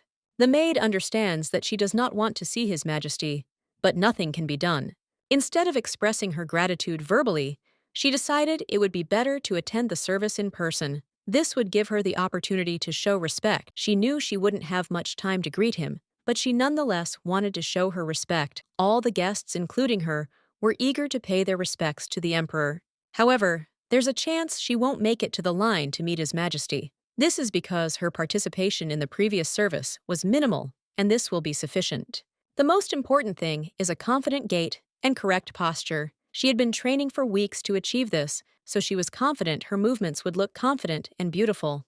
This service was dedicated to the beginning of spring. The emperor and aristocrats were to inspect the neighboring agricultural lands, so everything had to be done quickly and efficiently. As they moved towards the temple, Rudy noticed the girl quietly whisper a request to the goddess to help her avoid meeting the emperor. He realized that the goddess was unlikely to fulfill her request because she always values the harmony of the world and the couple, as well as the balance of situations, no matter how strange it may seem. The girl tried to remain unnoticed because despite her attractiveness, she was still not married, and this added to the uncertainty in her actions. She was completely enraptured by the beauty that surrounded the temple. Nature, as always, was astonishingly majestic, and all her thoughts were occupied with this splendor. She especially loved the flowers. Their bright, fragrant petals were captivating. She plucked one to preserve the moment in her memory. Rudy noticed this gesture and assumed that the girl was probably going to give the flower to the emperor as a symbol of respect and admiration. She quickly responded by declaring it complete nonsense. It was clear in her eyes that her intentions had nothing to do with the emperor, but had a different meaning. In fact, she intended to place this flower on the nightstand in her bedroom as a reminder of the good day and the beauty she felt. At this time, the emperor was sitting in his office, immersed in business. A man came to him and announced that he had important news. The man bowed and said that there were rumors that the lords and aristocrats of Vix had built secret gambling houses in the castle's dungeon. He continued that the Vixa mine, once a source of wealth, was now almost empty, its production exhausted, but gold continued to flow underground. Despite the mine's decline, the Lord continued to fill it with gold coins. It seemed strange, but the fact remained. Gold had once again filled it. This gold, which had already corrupted 6 dynasties, was back again. It seemed to be linked to merchants and aristocrats whose thirst for wealth remained unquenched. The man noted that there was apparently a curse on this gold, but even if this was, so gold was still gold, and its attractiveness did not diminish because of this. The emperor decided it was best not to interfere with this process for now. Let the Lord continue filling the mines with gold coins, but the main thing was to observe the situation. He asked the man to keep him informed if the gold started moving so that he could take the necessary steps to find out what was going on. The emperor also noted that there were other problems. Rumors indicated an epidemic had broken out in the Calaco region, requiring attention and prompt action. When the servant entered the room, he politely apologized and announced that he had brought a list of participants for the upcoming ceremony. He immediately realized that his presence was needed to convey important information. The emperor sighed and nodded, asking his servant to leave the list on the table without further comment. He was clearly in no mood for long conversations and wanted to focus on the upcoming event.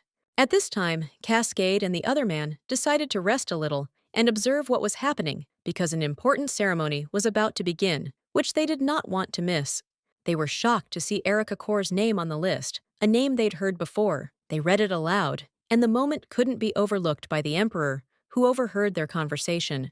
The emperor turned sharply at the familiar name and paused. He'd heard it somewhere recently, which raised some questions.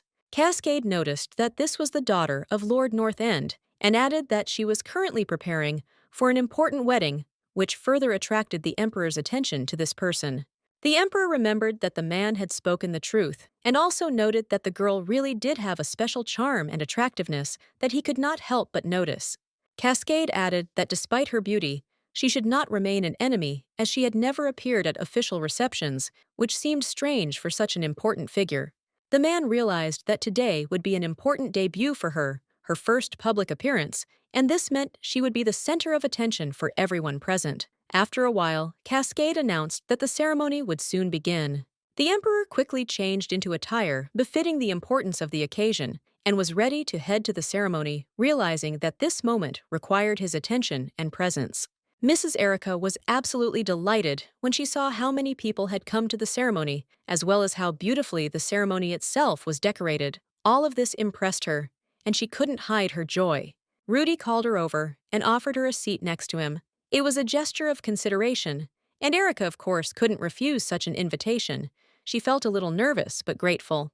She had never seen so many aristocrats before, each one like a peacock, adorned with the most vibrant colors. She was amazed by the sight, though a little embarrassed.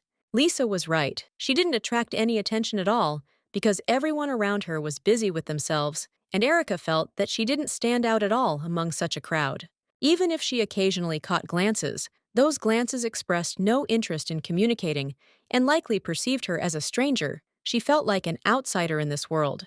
Erica sighed, and Rudy remarked that she should recognize the lady in the yellow dress sitting nearby. He said she was an important person and that she should pay attention to her. Rudy explained that it was Mrs. Ludania, and next to her sat a lady from Rubital. Erica was a little embarrassed, as these ladies looked not only beautiful, but also confident. Mrs. Erica felt a little embarrassed by this remark because the ladies were indeed very beautiful, and it was difficult for her not to compare herself to them, especially in such a situation. At that moment, the bells rang, and Rudy, turning to Erica, announced that this meant His Majesty would soon emerge and the ceremony would soon begin. It was a momentous occasion for everyone. He added that if she ran into the emperor, she should thank him for providing the room, as it was a gesture of generosity on his part. Rudy said it would be wonderful if she did it with a smile to show her gratitude and respect for his generosity. Erica merely nodded, but she didn't feel confident. She didn't understand what was happening. When she noticed the emperor looking directly at her, his gaze was piercing, and Erica felt the weight of this attention on herself. Erica was terrified and couldn't understand why the emperor was looking at her. Her heart began to beat faster, and she didn't know what to do with this strange feeling. Rudy noticed that the lady was acting strange. Her gaze was distant, her movements nervous. He frowned and decided to ask what had happened to her and why she looked like that. Erica, trying to appear calm, replied that she was fine. Meanwhile, the priest, dressed in ceremonial vestments, continued performing his ritual. During the ceremony, participants presented gifts to the goddess: luxurious harvest fruits symbolizing prosperity, and lush laurel leaves representing victory and eternity. They humbly prayed to the goddess to grant them abundance this year. Their words rang out with sincerity, filled with faith that she would hear their prayers and not leave them unanswered. A little time passed, and the girl turned to the eunuch, standing nearby, asking if the ceremony was over. Her impatience was becoming noticeable. Erica glanced at the emperor. He was surrounded by a multitude of women, and they seemed to be trying to win his attention, creating a real stir around him. Seeing this, Erica sighed with relief, feeling a strange sense of relief at being unnoticed. Her thoughts became calmer for a moment. Suddenly, her attention was drawn to the screams of one of the women. She was loudly complaining that she was irritated by the endless stairs she had to climb again and again. Another woman snorted in displeasure and told her to stop whining. Her remark was sharp. The ladder only seems higher to the one who constantly complains. The loudmouth woman's chair was taken away, prompting jeers from those around her. They laughed as they watched her clumsy movements, comparing her to a mare with broken legs. "He's a demon with an angelic appearance." She listened to their conversations, but the meaning of what was happening remained a mystery to her. After some thought, she decided to follow the women who continued to make noise. The eunuch, noticing her intentions, asked where she intended to go. Erica approached the women and asked if they needed help. Her voice was calm, but she felt a slight tension inside from having attracted their attention. One of the women smiled and said that some help would be welcome. She admitted that she hadn't seen Erica before, but her appearance had sparked genuine interest. The woman wanted to know what family the girl was. Erica thought for a moment, before answering. Her voice was firm, but her gaze was a little distracted. The woman, smiling, suggested not to say it out loud, but to let her guess. She said such riddles are especially amusing in old age, because the mind works differently. The girl's eyes, like a clear winter sky, beckoned with their depth, and her skin glowed as if lit from within, recalling the purity of the northern cold. She was certain this girl was from the north, though she had no idea how she'd guessed. For Erica, it seemed almost miraculous, as her intuition rarely failed her. The woman, with a slight smile, remarked that it shouldn't be surprising. If the girl truly wanted to hide her origins, she should have worked harder on her accent. She had seen many people in her long life, but something about Erica was unusual, as if she was surrounded by some kind of mystery that the woman could never solve. The woman laughed loudly and, swaying slightly, said that perhaps she had drunk too much cider, and that was why her thoughts were so playful and chaotic. Her eyes lit up as she added, "You know you have a beautiful soul. A couple like you would be perfect for Lo, like two sweet fluttering birds." Erica caught a subtle scent of apples when the woman suddenly turned to her and asked if she was dating someone, hinting at her personal life with a good-natured smile. At that moment, the man approached Lady Maverinth and Lady Cor. He bowed and apologized for disturbing them, but his words were serious. He addressed Lady Cor, informing her that he had an important message from His Majesty himself, and he spoke as if the words weighed a ton. The girl was stunned. The woman, confused, asked again whether the emperor had actually given the child something and why it could have been needed. The man, remaining serious, declared that Lady Cor was His Majesty's fiancée. These words shocked the woman, and her face reflected genuine horror. The man added that the emperor had asked her to convey that the temple was overcrowded, but if she wanted to communicate something important, she could do so through him. Erica, having thought about what she had heard, nodded and calmly replied that she had a letter that she wanted to convey to His Majesty through an envoy. Without hesitation, she pulled a small scroll from her pocket. The man glanced at it and assured the girl that he understood her and would do everything as she asked. She practiced diligently dozens of times to make her handwriting neat, beautiful, and legible. Each time she tried to write better, but deep down she continued to doubt that it was perfect. Her efforts still seemed insufficient. Despite her efforts, she felt she was still far from perfect, and this frustrated her. Gradually, the realization came to her that she was the very child whom the emperor had mentioned, calling her his bride, brought from the distant northern land. The charming beast in question had no other purpose than to devour everything in its path with an insatiable greed, like an endlessly hot furnace. In the letter, she thanked him for the prepared room, acknowledging that everything had been done even better than expected. She wished the emperor luck in his inspection of the farmland. At this time, a close friend of the woman's came to see her, and seeing her busyness, reminded her with a smile that it was time to move on and finish this matter. The woman approached Erica, telling her that if she ever needed help, she could feel free to contact her. She promised to be at the Southern Palace and always ready to help with any requests. The eunuch approaching the lady informed her that the most noble ladies belonging to the imperial blood and having a high status at court stood before her.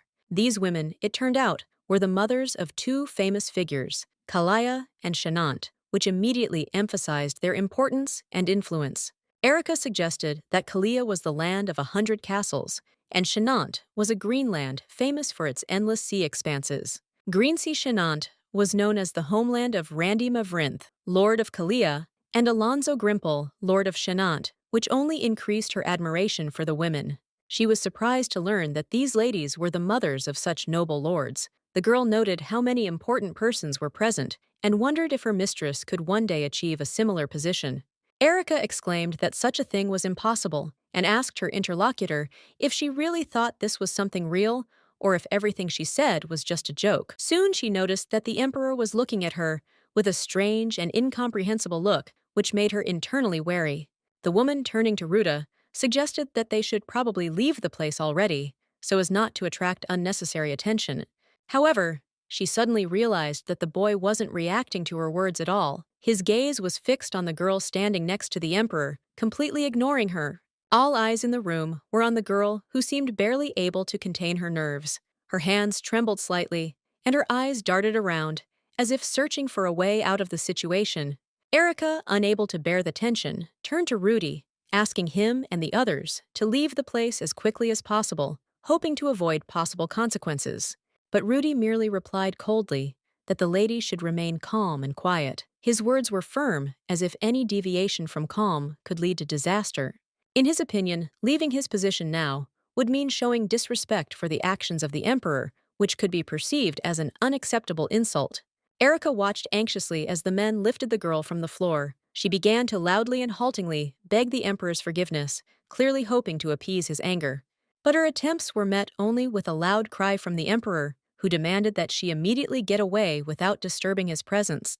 The girl turned around in alarm and spotted Erica. Her face expressed a mixture of shame and despair as she spotted those who had witnessed her humiliation. As she passed by Erica, the girl, not hiding her irritation, roughly pushed her aside, shouting something about her moving over and not getting in her way. But then the emperor's voice rang out again. He sharply ordered the girl to stop, causing her to freeze in place, completely motionless.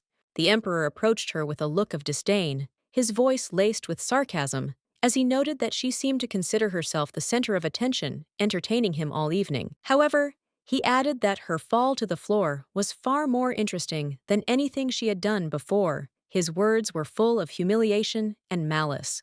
In desperation, the girl began to beg His Majesty for mercy, hoping that he would relent and show the mercy that she so craved at that moment.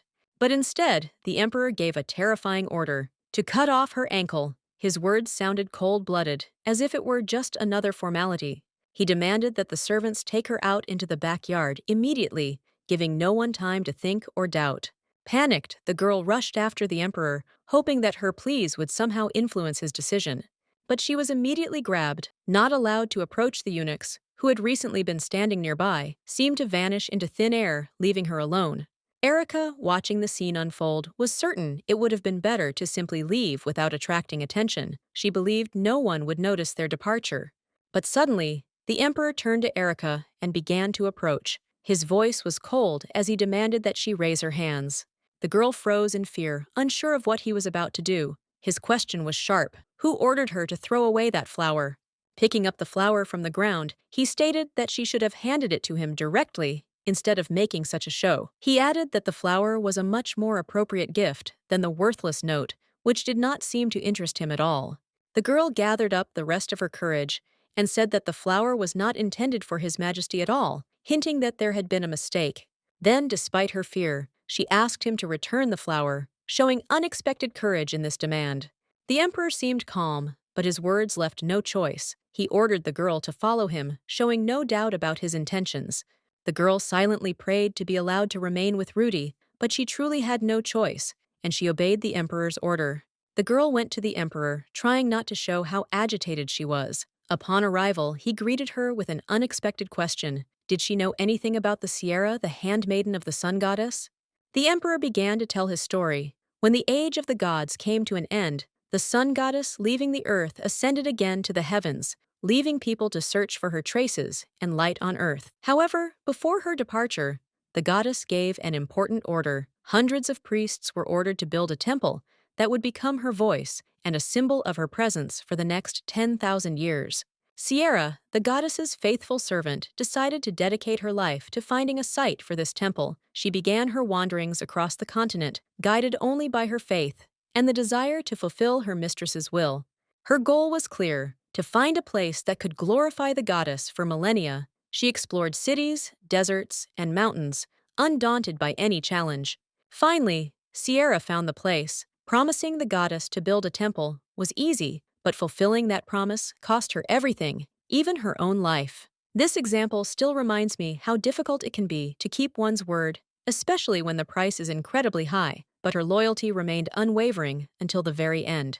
After this incident, the girl realized how serious the emperor's words were and hastened to apologize for her behavior. She sensed that his patience was already at its limit.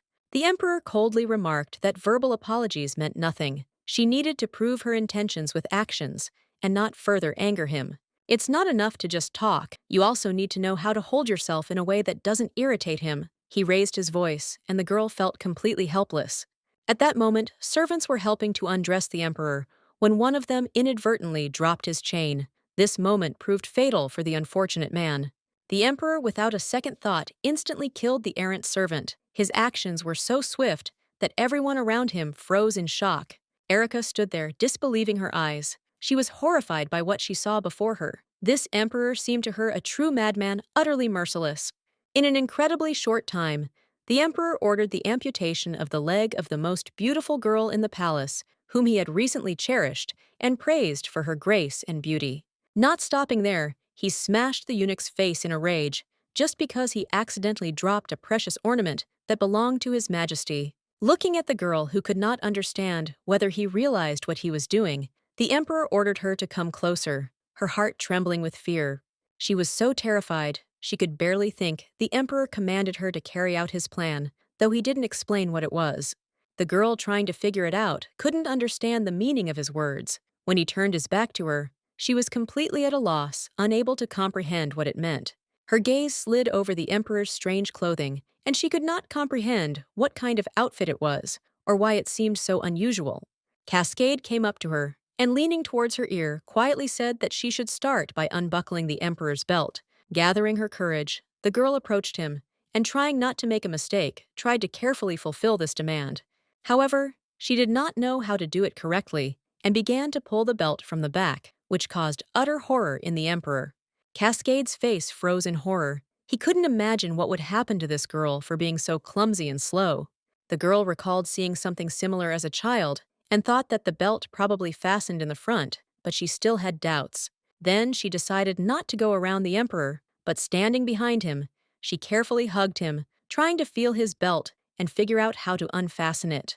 But the emperor screamed in rage, demanding that something be screwed on, and his eyes burned with anger, which literally paralyzed the girl. He shouted that she was probably completely stupid and incapable of doing even such a simple thing. As if drowning in his own emotions, the emperor asked if she knew how to do anything right at all, and why she was allowed here. Erica, not understanding his anger, thought that entrusting such a simple task to someone else was stupid, and decided to herself that he was the fool here. The emperor, noticing her expression loudly, asked what kind of stupid grimace this was, and why on earth she dared to look at him like that. His cries of uselessness about the girl continued. He ordered her to get out of his sight immediately, as far away as possible. Hearing these words, the girl sighed with relief, quickly bowed, and hurried away, glad that everything was finally over. He shouted that she was a complete idiot, and the walls shook at his harsh tone. Cascade, standing nearby, quietly remarked that it was a bit rude to express herself that way, but he didn't intervene further. The emperor, hearing this, turned to Cascade, and containing his irritation, said that the girl had clearly confused courage with insolence, which only added fuel to the fire of his anger. His anger was so strong that he angrily threw away the flower she'd been given. The problem was, she had unhesitatingly declared it was meant for him personally. However, despite his anger, The emperor understood that until the war was over, her life had to be preserved as it could prove important for his future plans. The emperor quickly dressed, and his servant at a loss began to think hastily about what to do with this unfortunate flower, which was still lying where it had been thrown. Having received a short order, the servant hastened to get rid of the flower, but decided not to throw it far away, but to carefully place it near his things, as the emperor had ordered. He decided that the flower should still remain in the emperor's bedroom so that he could enjoy its appearance and aroma when he returned from work. At this point, Kayal, irritated and thoughtful, left the room, slamming the door loudly. Cascade stood there, confused, not understanding what was going on or why everything had gone so bizarrely wrong. Normally, the emperor would have simply ordered unnecessary things to be destroyed or thrown away. But this time, the situation was clearly different. Everything that was happening seemed unusual to Cascade. Meanwhile, the woman discovered a note someone had left. The handwriting seemed so poor that she thought it had been written by an incompetent child, and she couldn't help but giggle. Even the young eunuchs under her tutelage wrote much better. That's why she found the situation so humorous and amusing. But the truth was that His Majesty, upon reading the note, could not contain his anger. Clearly what was written there had deeply offended him.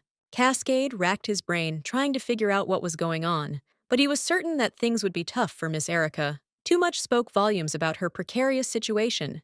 The emperor's thoughts were confused and unpredictable, but in any case, he decided not to be distracted and to concentrate on his affairs in order to continue his work. He left the ill-fated flower where his master had ordered and went off to attend to important state affairs without being distracted by unnecessary things. At this time, Mrs. Erica, not wanting to be indoors, headed to the garden, hoping to calm down and unwind among the silence and greenery.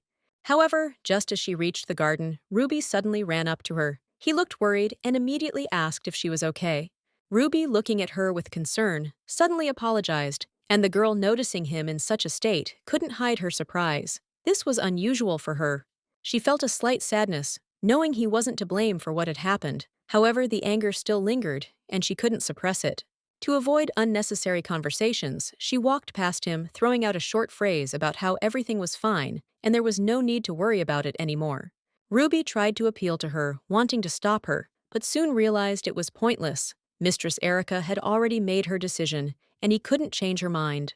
Among all the aristocrats, one woman couldn't figure out what exactly was before her. She looked at it doubtfully and decided it was probably a dragon, as she had never seen anything like it before. Claudel, sitting next to His Highness, decided to engage in conversation. She turned to him, trying to appear casual, and began speaking, paying attention to his mood. She asked him to look straight into the eyes of the beast and think, does this creature understand that it has been captured? Does it realize its lack of freedom at this moment? The beast likely has no idea of its situation. If it did, it wouldn't hold itself so proudly, and majestically wouldn't display such inner strength. Greatness is a special luxury available only to those who are truly strong in spirit. Only the strong can afford to look proud even in the most difficult moments. Claudel suddenly remembered Ludinia. The thought surfaced unexpectedly, but it felt appropriate, as if connected to her thoughts on strength and pride. She asked if the gentleman had heard anything about Anya rumor. Had it that, along with the loss of her legs, she had also lost her mind, screaming day and night, cursing everyone around her. Her screams became her fate. It was as if she were doomed to this eternal suffering, and there was a dark pattern to it that haunted her. The lady noted that Anya had committed many wrongdoings in her life, but the emperor chose to remain silent, as if not wanting to discuss the topic. Claudel wondered if he knew it was Ludania who killed Alicia. She asked the question with a hint of curiosity in her voice. The emperor finally decided to answer, asking with a slightly surprised expression who she was talking about and who exactly she meant. The girl clarified that she was talking about Alicia from Mirza, wanting to remind him of her in case he suddenly forgot who she was. She was a kind, sweet girl, and it seemed the emperor had already erased her from his memory, yet he loved the way she danced so lively and energetic. The emperor replied that he didn't remember her. His mistress added that he especially enjoyed her dangerous dances on the terrace railing, where she gracefully balanced.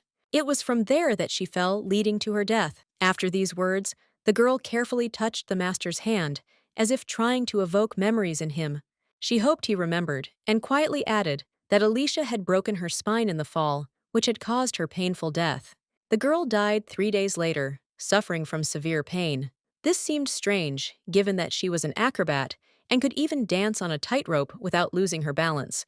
However, she fell off the railing, which was perfectly safe to sit on. This made Claudel doubtful, and she decided to test Alicia's wine. The drink contained a substance, a paralyzing drug that causes short-term loss of reason, which led to the tragedy. Only the Moy gypsies could have prepared such powerful substances, and the wine, it turned out, had been brought to her by Ludinia, making her a suspect. After these words, the emperor finally remembered the girl. For a moment, he even thought he heard her voice calling to him from afar. She was so beautiful that his gaze seemed to freeze on her, and an unexpected comparison flashed through his mind. He couldn't help but imagine Erica in her place. The thought arose suddenly, like a flash, and stunned him. He was overcome with complete confusion. He didn't know how to react to his own thoughts. Everything inside him was a jumbled mess: bewilderment, anxiety, and even self-fear. In a fit of rage, he clenched his fist so hard, his knuckles turned white, then slammed it down on the table. His anger flared, and he ordered her to be hanged immediately. The dancer suffered unbearably. 3 days of pain had worn her body and mind dry. Giving her this snake opium was a mistake, as its effects only intensified the suffering, prolonging the agony. When her body was emaciated beyond repair, he ordered her hanged from the very terrace from which Alicia had once fallen. It seemed the place held the shadow of a former tragedy. The emperor clearly understood that she didn't like him. He said it out loud, as if to emphasize his indifference, unconcerned about how others would react. Claudel, surprised by his words, asked him what exactly he meant. The emperor answered her silently. Only a cold, contemptuous gaze was his answer. Still, after a moment, he added, if someone were constantly irritating her, he would be curious to know how she would act in a similar situation. The lady tried to understand the hidden meaning of these words, as if she suspected that the emperor was hinting at someone who would dare to annoy him.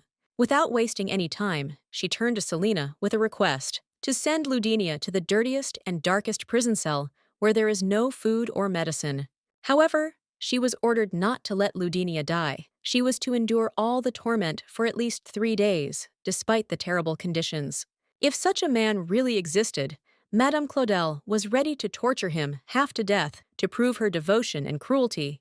The girl noticed with surprise that the emperor was already preparing to leave. The drug created by the gypsies turned out to be incredibly strong and fast-acting. What was also surprising was that this substance was very expensive and difficult to obtain. It was unclear how a simple concubine could have obtained it.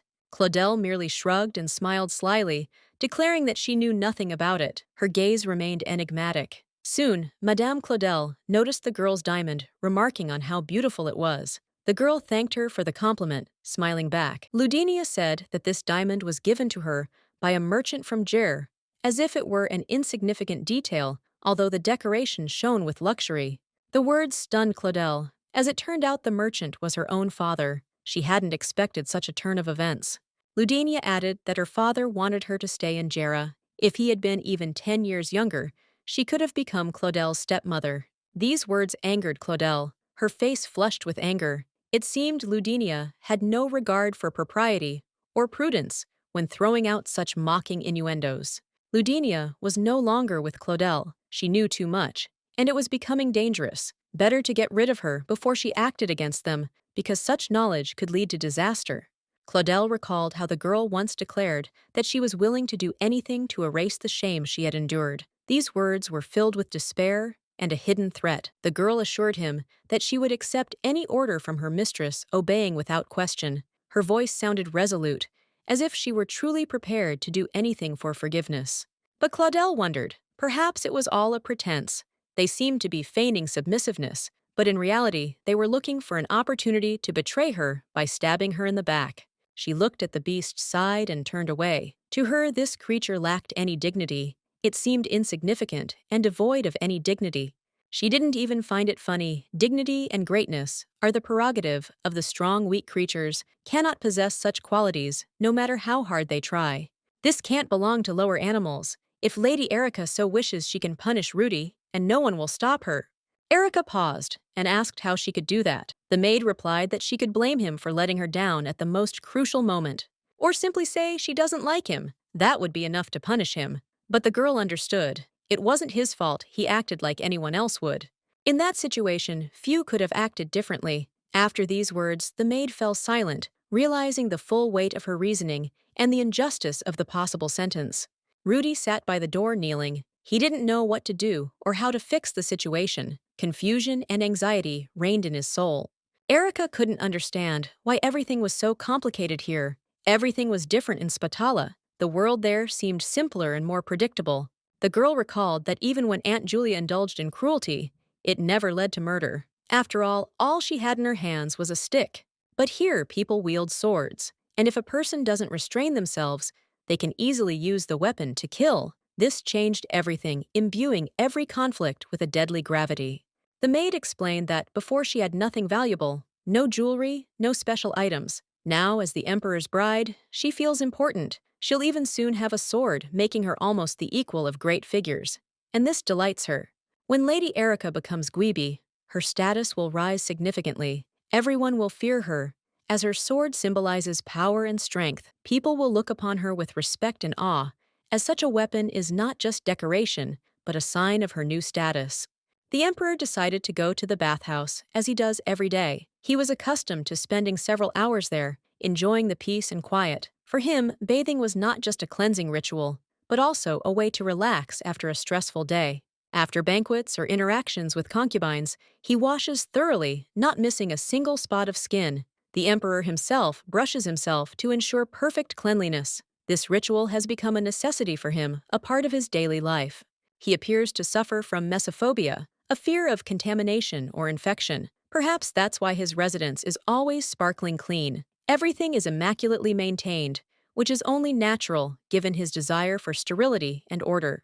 In the emperor's chambers, he was greeted by Cascade, the chief eunuch. He did so with the respect befitting his position. His voice carried a tone of deference, emphasizing the importance of the moment and His Majesty's status.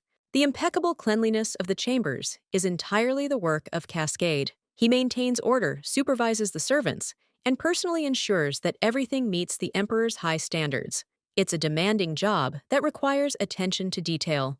The emperor approached Cascade with a question. Why had the flower withered so quickly? He was surprised that the beautiful bud, so fresh until recently, had lost its vibrancy. He had expected the flower to retain its beauty longer. Cascade didn't know what to say, as he'd changed the water twice a day, added ice, and mixed the water with preservatives. All of this was supposed to prolong the flower's life, but despite his efforts, it was still beginning to wilt. Cascade then respectfully replied that a cut flower couldn't stay fresh for long. He explained that this was a natural process, and if the emperor didn't like it, he could replace it with a fresher one. He suggested removing the wilted flower immediately and bringing others to please the emperor. Cascade wanted to show that he cared about his master's every wish and was ready to quickly correct any minor issue. But the emperor picked up the flower and began examining it closely. He began to wonder if perhaps he should break his habit of obsessing so much over trivialities. But it was unclear whether he was speaking of himself or someone else. Cascade didn't quite understand what the emperor meant. He wondered what habit he was talking about and who needed to break it. Perhaps it was a philosophical remark that applied to more than just flowers. After a brief pause, the emperor changed the subject and ordered Cascade to bring the documents. The order was given calmly, but with the same commanding tone that always emphasized his absolute authority. The man completed all the necessary paperwork without delay, and the process went quickly, as if he knew in advance that everything would be done at the highest level. He breathed a sigh of relief as it seemed those words didn't apply to him, and his situation became much clearer. Lisa, entering Mrs. Erica's room, noticed that she was sitting and trying to knit something, clearly absorbed in the process. Lisa immediately realized that Erica was trying to replicate one of the handkerchiefs, and it made her smile slightly as she watched her efforts. The girl wondered when the maid had arrived and couldn't help but notice the expression on Erica's face, which seemed a little surprised. The maid asked Erica where she got the handkerchief from, and she replied that it was in the basket with yarn and was very beautiful. However, Erica admitted that the scarf was too complicated and was afraid that she would not be able to replicate it exactly, which she doubted. Erica hoped that if she managed to master knitting, the owner would definitely appreciate her efforts, as her skills should improve. But this example was too difficult for her. Perhaps it was worth choosing something simpler, so as not to lose hope of success. The maid believed that Erica needed to find a knitting mentor as she was having difficulty mastering the technique without support. The lady asked what she was talking about, and the maid remarked that it would be difficult to please His Majesty without proper preparation. The maid believed that everything that happened at the ceremony was her fault, but the mistress did not agree with this, believing otherwise. Erica firmly noted that the blame did not lie with either Lisa or Rudy, and that the responsibility for everything lay solely with the emperor, who was supposed to make the decisions. The maid was sharply indignant, reminding him that such words about the emperor could be dangerous, especially in his absence, and that it could not be spoken out loud. Erica continued that none of those killed deserved to die, and if in the north those who were sentenced were guilty, then here everything is completely different. The maid again warned that such conversations could be overheard, and that it was best to avoid discussions that could cause trouble. She emphasized that no one dares to accuse or condemn the emperor because his power gives him the right to any decision he makes. The maid warned that if Erica continued to express her thoughts in this way, it could lead to serious consequences. Erica replied that she understood the danger of such statements, but the situations in the north and here were different, and she had seen this from her own experience. Liza immediately realized that her mistress was planning an escape, although she didn't yet know how exactly this would happen. Feelings of anxiety and worry overwhelmed her, but she kept them to herself. Liza couldn't understand why the Lord of North End supported this wedding. It was obvious to everyone that the girl preferred peace and privacy to noisy celebrations and social events. Erica realized she was in a difficult situation. She had come too far, and now she couldn't simply retreat. She had no choice but to continue on this path, despite all the dangers. Erica decided that she would try to be as inconspicuous as possible because her safety depended on how she behaved among strangers without attracting attention to herself. There are parents in life for whom their own well-being is more important than their children's happiness. These people are willing to do anything for their own benefit without a thought for the suffering of others. The maid lowered her eyes and quietly said that she was born in a poor area of Assur, where life was hard. It wasn't her choice, but she'd learned to accept it and move on. As a child, Lisa often ran barefoot through the streets in search of food. At night, she had to hide in alcoves under the stairs of taverns to find some shelter from the cold and dangers. In winter, her body froze painfully, and there was no food, so she had to search for old things in garbage bins and subsist on bread and water just to survive. Liza worked in a tavern, but even the income didn't bring her satisfaction. She learned from her own mistakes and observed everyone else trying to glean useful lessons from what was happening around her. At any moment, she could lose even the little stability she had. Every day was a struggle for survival, and she knew she had to be prepared for any turn of events. Lisa couldn't promise exactly when, but she believed that the lady would also be able to learn to overcome any difficulties and would one day find her freedom just as she once did. Erica felt uneasy, but Lisa reassured her. She reminded her that all the difficulties were in the past and that everything would be fine now because they were together. Erica paused, looked down, and admitted that she too missed her native north. She missed the places where she once felt at home but couldn't return. Although Erica felt doubt and confusion, she knew she couldn't go back. Deep down, she was ready to move forward, despite all the uncertainties of the future. Together, they could overcome any challenge. People who once struggled to put down roots in the harshest conditions find the strength to adapt and thrive, even in the most unexpected places. Erica, feeling grateful, hugged Lisa. This was unexpected for the maid, and she could hardly believe such warm words and gestures, which she had rarely heard in her life. Lisa was a little embarrassed by this display of gratitude, but promised that she would do everything possible to help the lady adapt and feel comfortable in the new environment.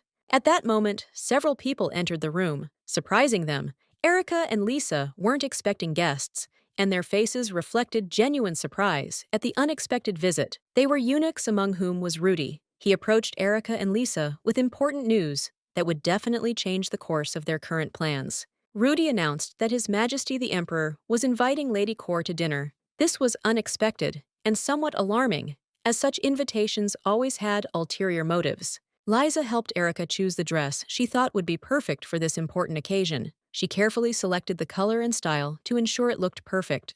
Erica asked Lisa not to rush into her choice. She wasn't ready to wear the yellow dress they offered her and wanted some time to sort out her feelings and preferences. The maid couldn't understand why her mistress was so adamant in her decision. She'd simply said she didn't want the yellow one, and that was it. the maid was left perplexed. The maid tried to figure it out, but couldn't figure out what was meant. The mistress, noticing her confusion, advised her to choose something else that would suit her better. After a few brief preparations, the lady was ready to go out. She looked impeccable in a perfectly chosen outfit that accentuated her refined style and elegance. The maid wished her luck on her journey as her mistress was heading to the water garden. It was a long journey, and the maid hoped everything would go smoothly. Rudy was supposed to accompany her on this journey. Vika, however, noted that she could easily manage on her own, as she was familiar with the route and wasn't afraid of travel. But still, she felt safer with the eunuch, and she agreed that she would feel much calmer and more confident in Rudy's company. This decision was entirely reasonable. Despite everything, he and Rudy didn't maintain a particularly close friendship. Their interactions were highly formal, like all relationships based on duty rather than intimacy. Suddenly, the lady noticed something in the distance. There, sitting at the table, was the emperor. This sight made her feel slightly uneasy, and her mood changed dramatically. Kal, noticing her confusion, chuckled and said she was late. His expression betrayed no emotion, only mild disdain. The emperor had apparently been expecting her arrival for some time, and noted ironically that it seemed her delay was due to her prolonged deliberation over her outfit. The dress, he said, resembled pajamas. He couldn't help but ask her point-blank what she was wearing. Erica was confused, but she knew he was always rude like that, and it wasn't worth paying attention to. However, Erica was surprised, as it turned out to be much more comfortable here than she had imagined. The emperor didn't react at all, continuing to maintain his ironic tone. The emperor remarked that her attire was more suitable for church than for the dinner table. His words were so harsh that she didn't know how to respond. Erica felt the emperor's words sting, but she didn't know how to respond. He continued his stream of insults, and her thoughts became confused.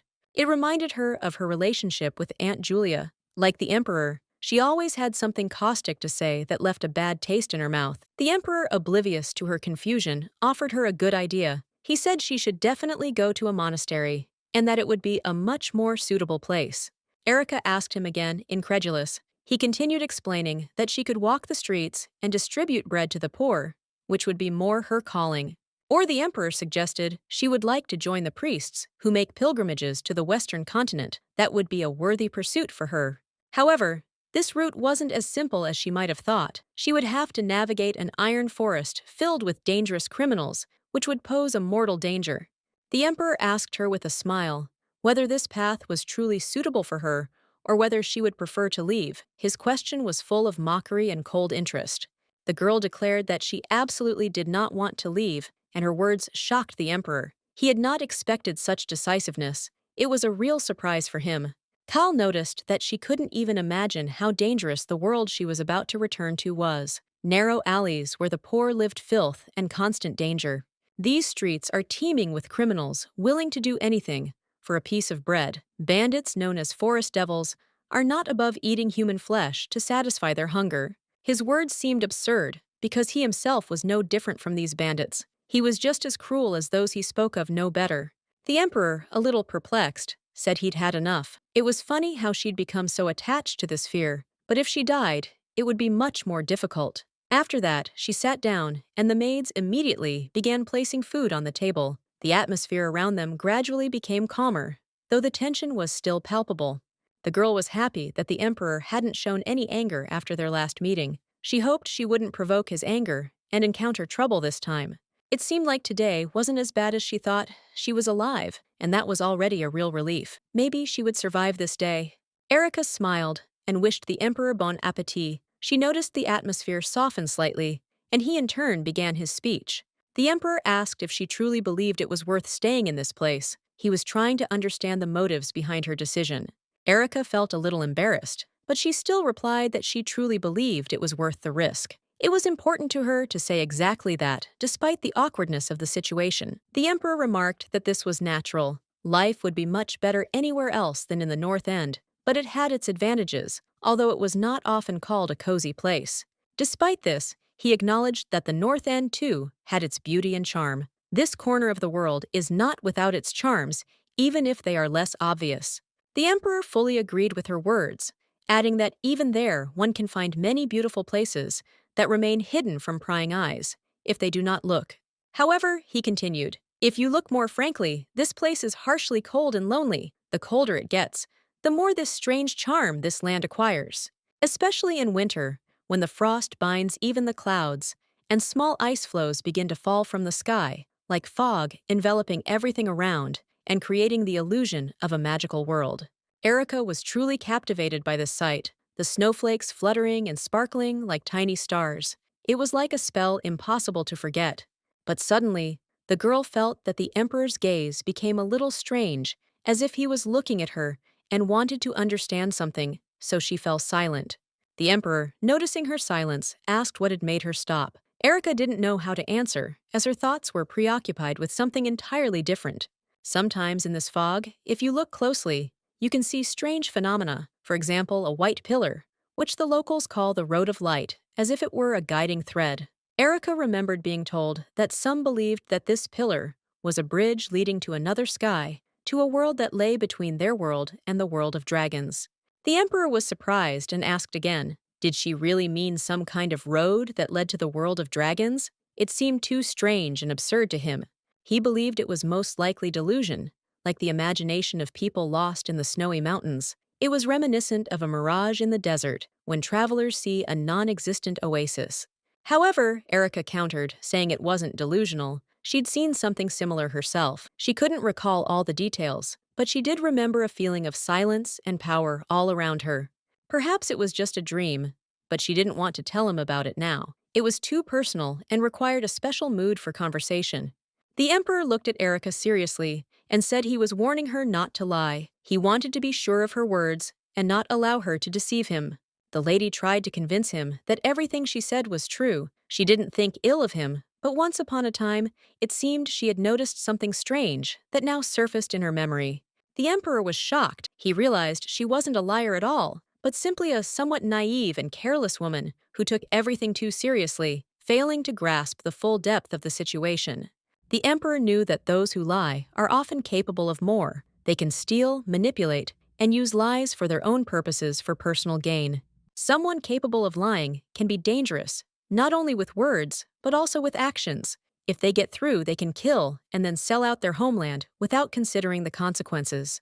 The Emperor has always been harsh in his decisions. He does not forgive betrayal and treachery, and he wants her to understand that such people cannot go unpunished.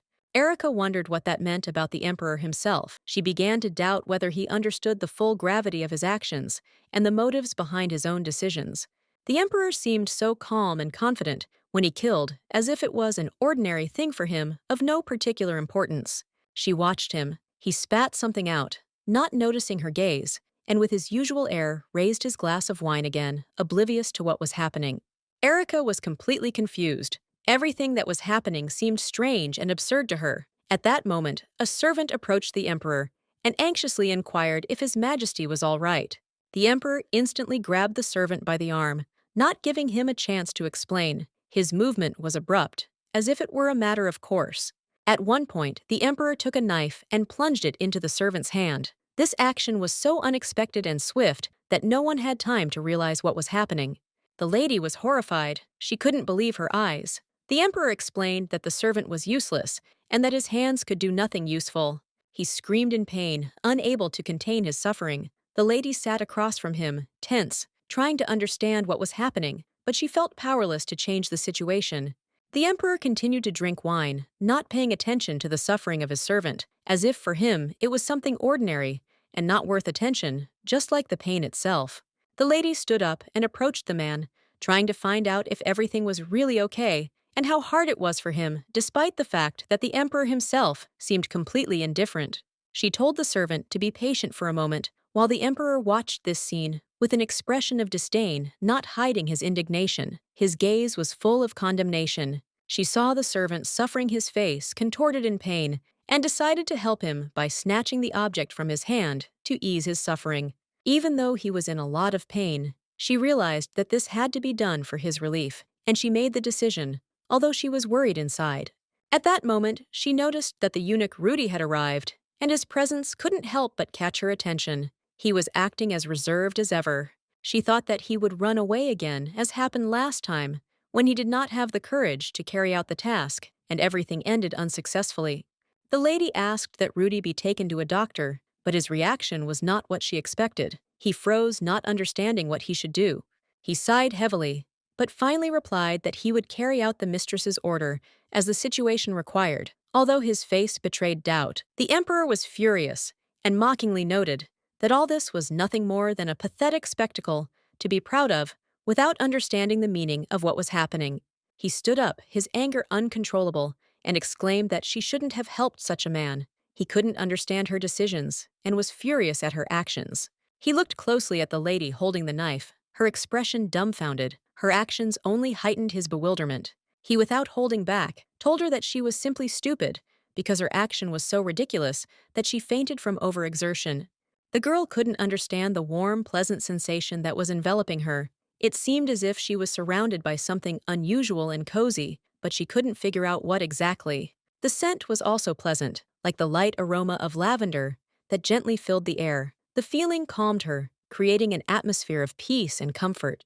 She really wanted to sleep a little longer, but suddenly she heard someone's voice, which said that if she was already awake, it would be better if she got up and walked on her own. At that moment, she realized she was now in the arms of the emperor himself. The thought came to her unexpectedly, and she felt a slight sense of unease. Panic gripped her as she realized she was in the emperor's arms. He couldn't understand why she was so frightened, as this was already the third time this had happened. It was all very strange and unexpected for her. She had never expected to find herself in such a situation and didn't know how to react. The emperor began to believe that perhaps she really was a little stupid. He couldn't understand why she couldn't see things clearly. He'd often seen girls faint, but this was the first time they took so long to come. It surprised him and even irritated him a little. He started cursing her again, saying he'd never seen anyone sleep in his arms for so long. He didn't know what to do with her. He also asked why she continued to hold his hands, saying that she should remove them immediately because such behavior was inappropriate for her. Erica became even more frightened and immediately began to apologize, realizing that she could have somehow violated his personal space and behavior. The lady also had no idea where they were headed. She thought the emperor was carrying her straight to her own bedroom, but she wasn't sure. When the doors opened, Lisa greeted them. She looked very nervous, clearly worried about what was happening. The emperor carefully carried her and sat her on the bed, and the girl hoped that he would not leave her there and go away, leaving her without help. But he sat down next to her, not letting go, sitting on the bed with her in his arms. This surprised her again, because she hadn't known what he was planning. After a brief silence, the emperor asked where his thanks were. This was a surprising question for her, and she didn't immediately understand what was required of her. The girl quickly realized what he meant and began to thank him, trying to be as sincere as possible. Then she closed her eyes, wondering why he still hadn't left. She really wanted the maid to come to her aid, but the woman herself seemed frightened and also did not dare to interfere in what was happening. When the maid left, the emperor continued the conversation, scolding the girl for her stupidity. He was clearly irritated and had no intention of forgiving her misunderstandings. The girl decided to ask what had upset him so much, but he only called her stupid without giving any further explanation for his displeasure.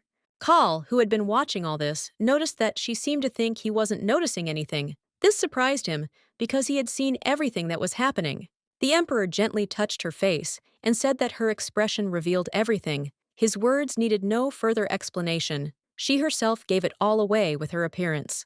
The girl was stunned, unable to understand how he could say such a thing. The emperor, however, seemed surprised by her confusion and asked if she truly didn't understand that her words were an insult. He stated that despite his rudeness, his words weren't as terrible as her actions. He reminded her that her actions today outweighed anything he could have said. Her hand extended toward this poor woman was more than just a gesture. It was a challenge the emperor could not forgive. He could not leave her unpunished for it. He added that the next time they were together, he would slit his throat in front of her and asked how she would react to that. Would she remain silent?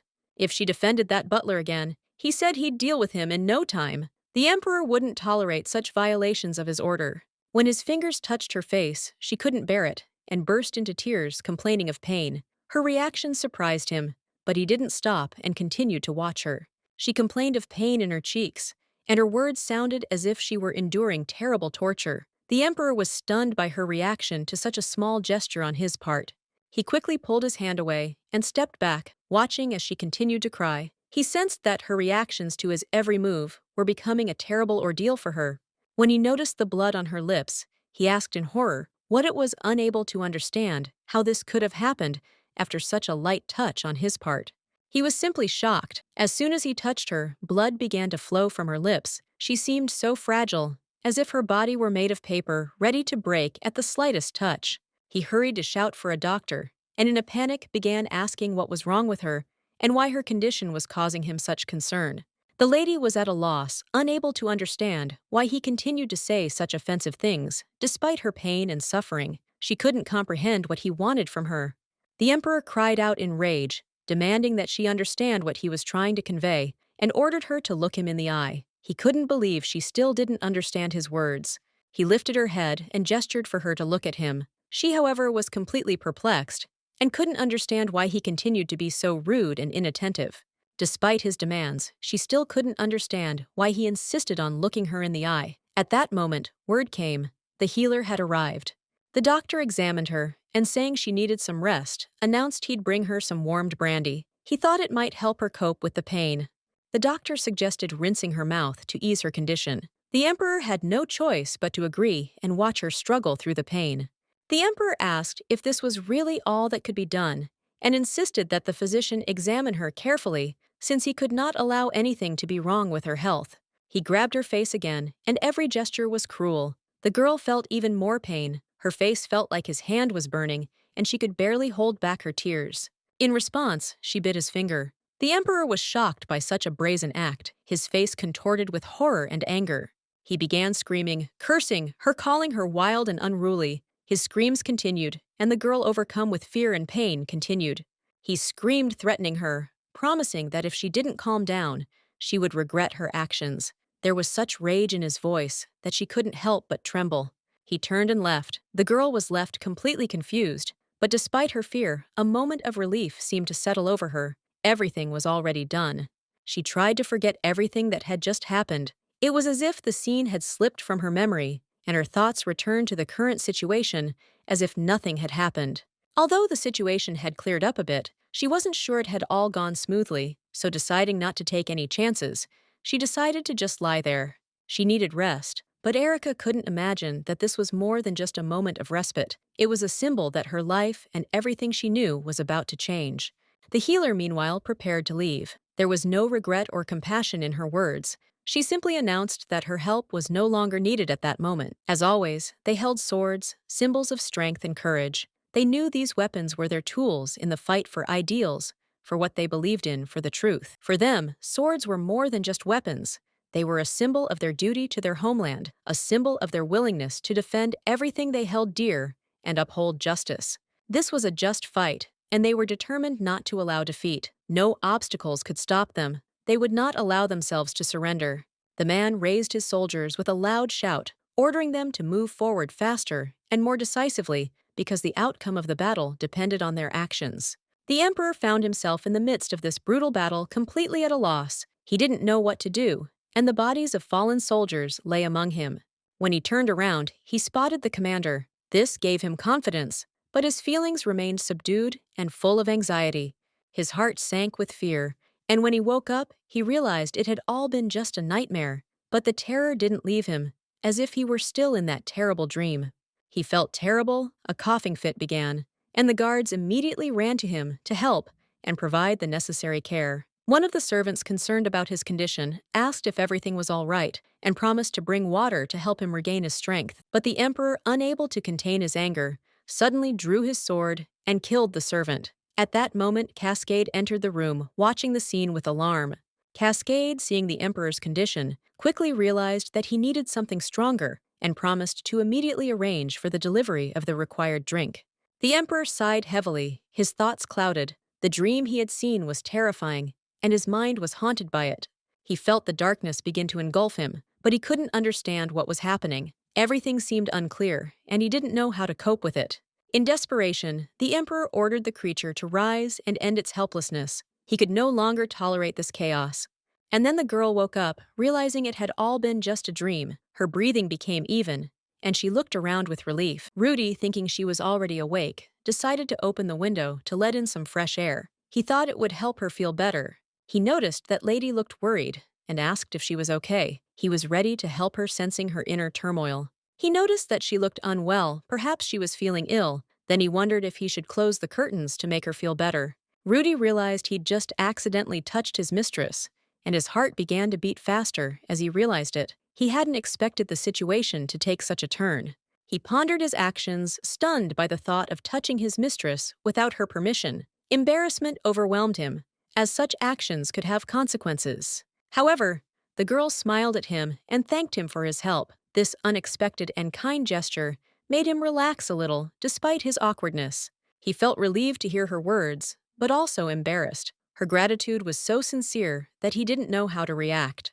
The lady announced that she would be up soon and ready to continue her day. She rose from her bed to freshen up and begin her morning routine. Rudy told her she had time to rest until lunch, as her schedule was clear in the morning. He promised that everything else would be arranged later. After lunch, she had to do some spelling, and nothing else important was planned for the day. At this point, her schedule was fairly light. The maid noticed that Rudy looked unusually red and asked what was wrong with him. She was surprised by his condition, not understanding what had him so embarrassed. The guy was a little embarrassed, unsure how to respond. He offered feeble excuses, but she continued to ask why he seemed so confused and unsure of himself. She reminded them that they had a lot to do and needed to get ready. She also asked if Lady Erica was awake, hoping to find out if her mistress was all right.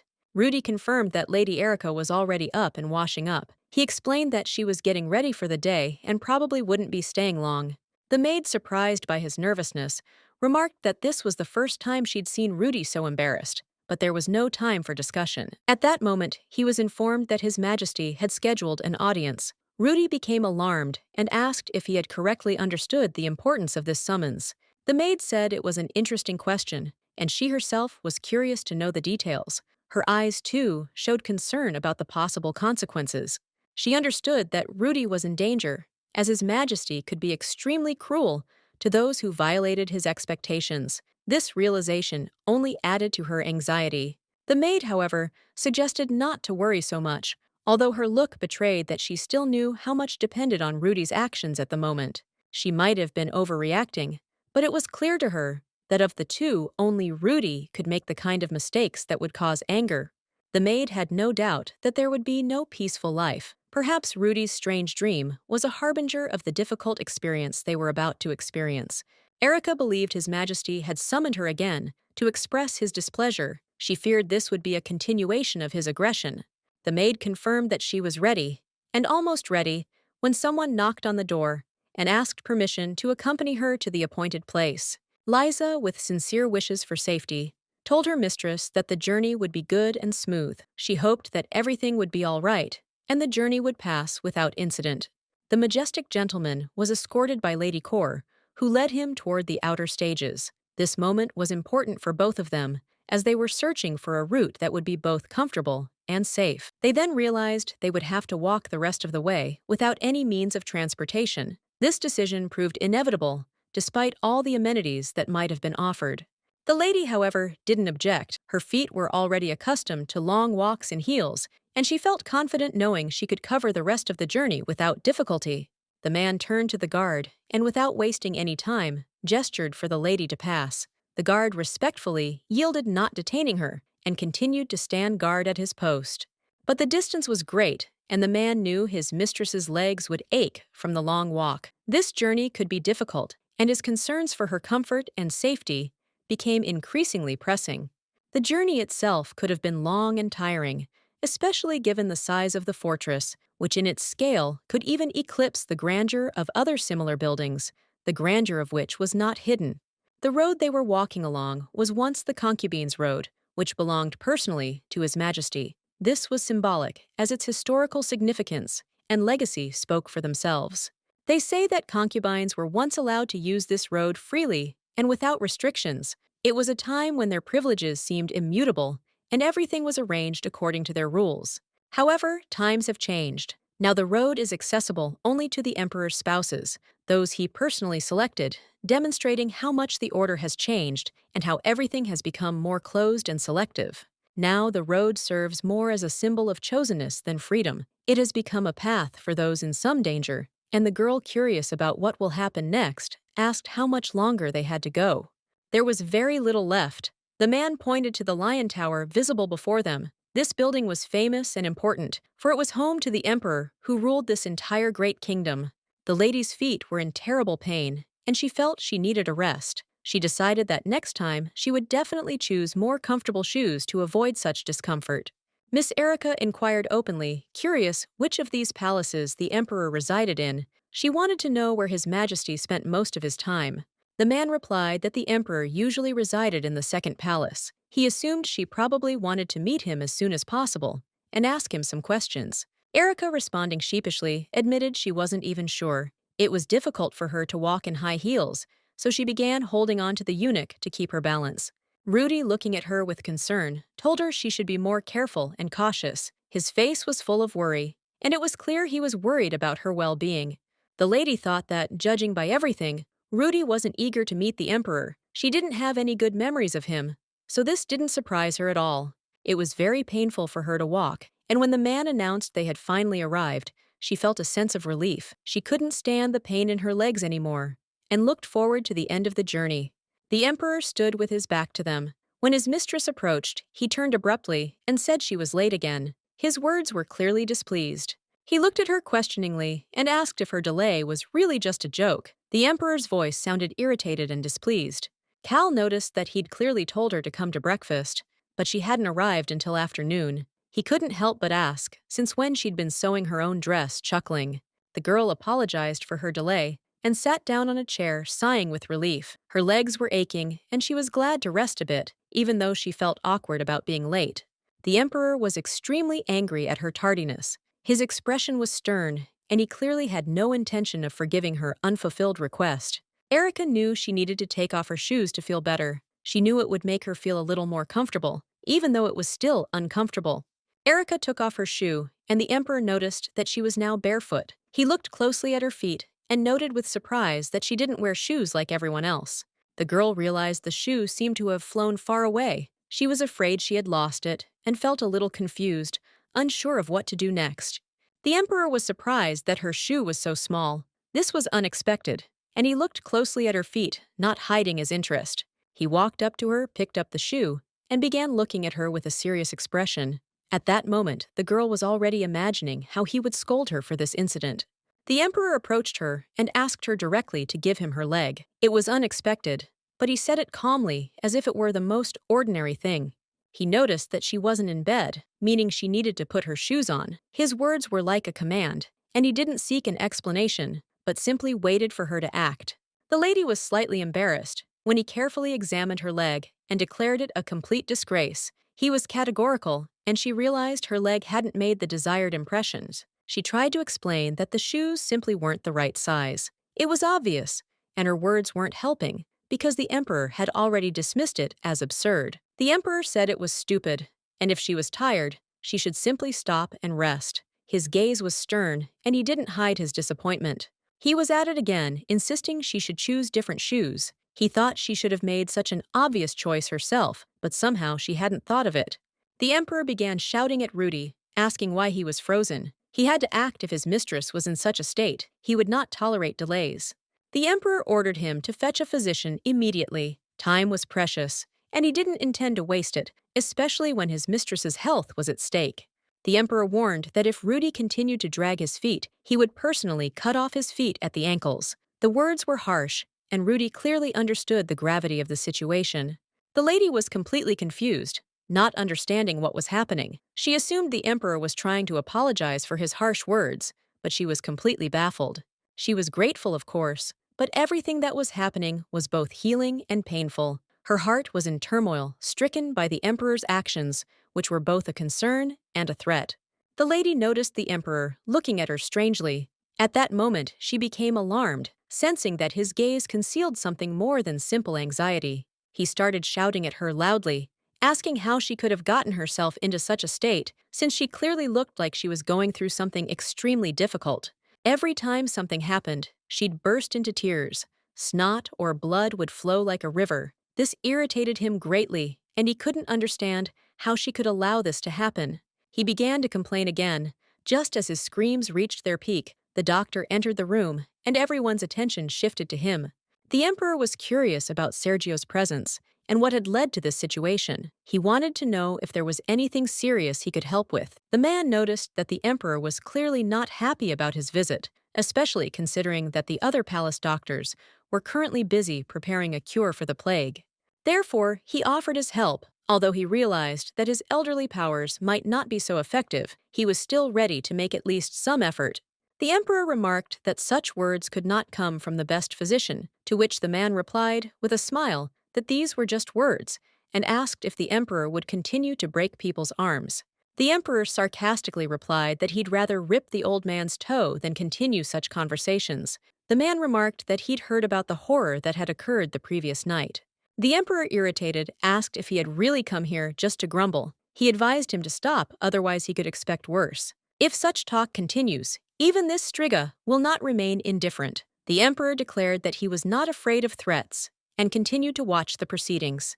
He insisted that the doctor stop arguing and concentrate on examining the lady's legs, since this was what was most important at the moment. The doctor told the girl to make a warm compress and then apply the medicine, and everything will come. He will prescribe a suitable mother for her. The girl should now always wear shoes that fit properly to avoid further discomfort. This will help her avoid any future problems with her foot health.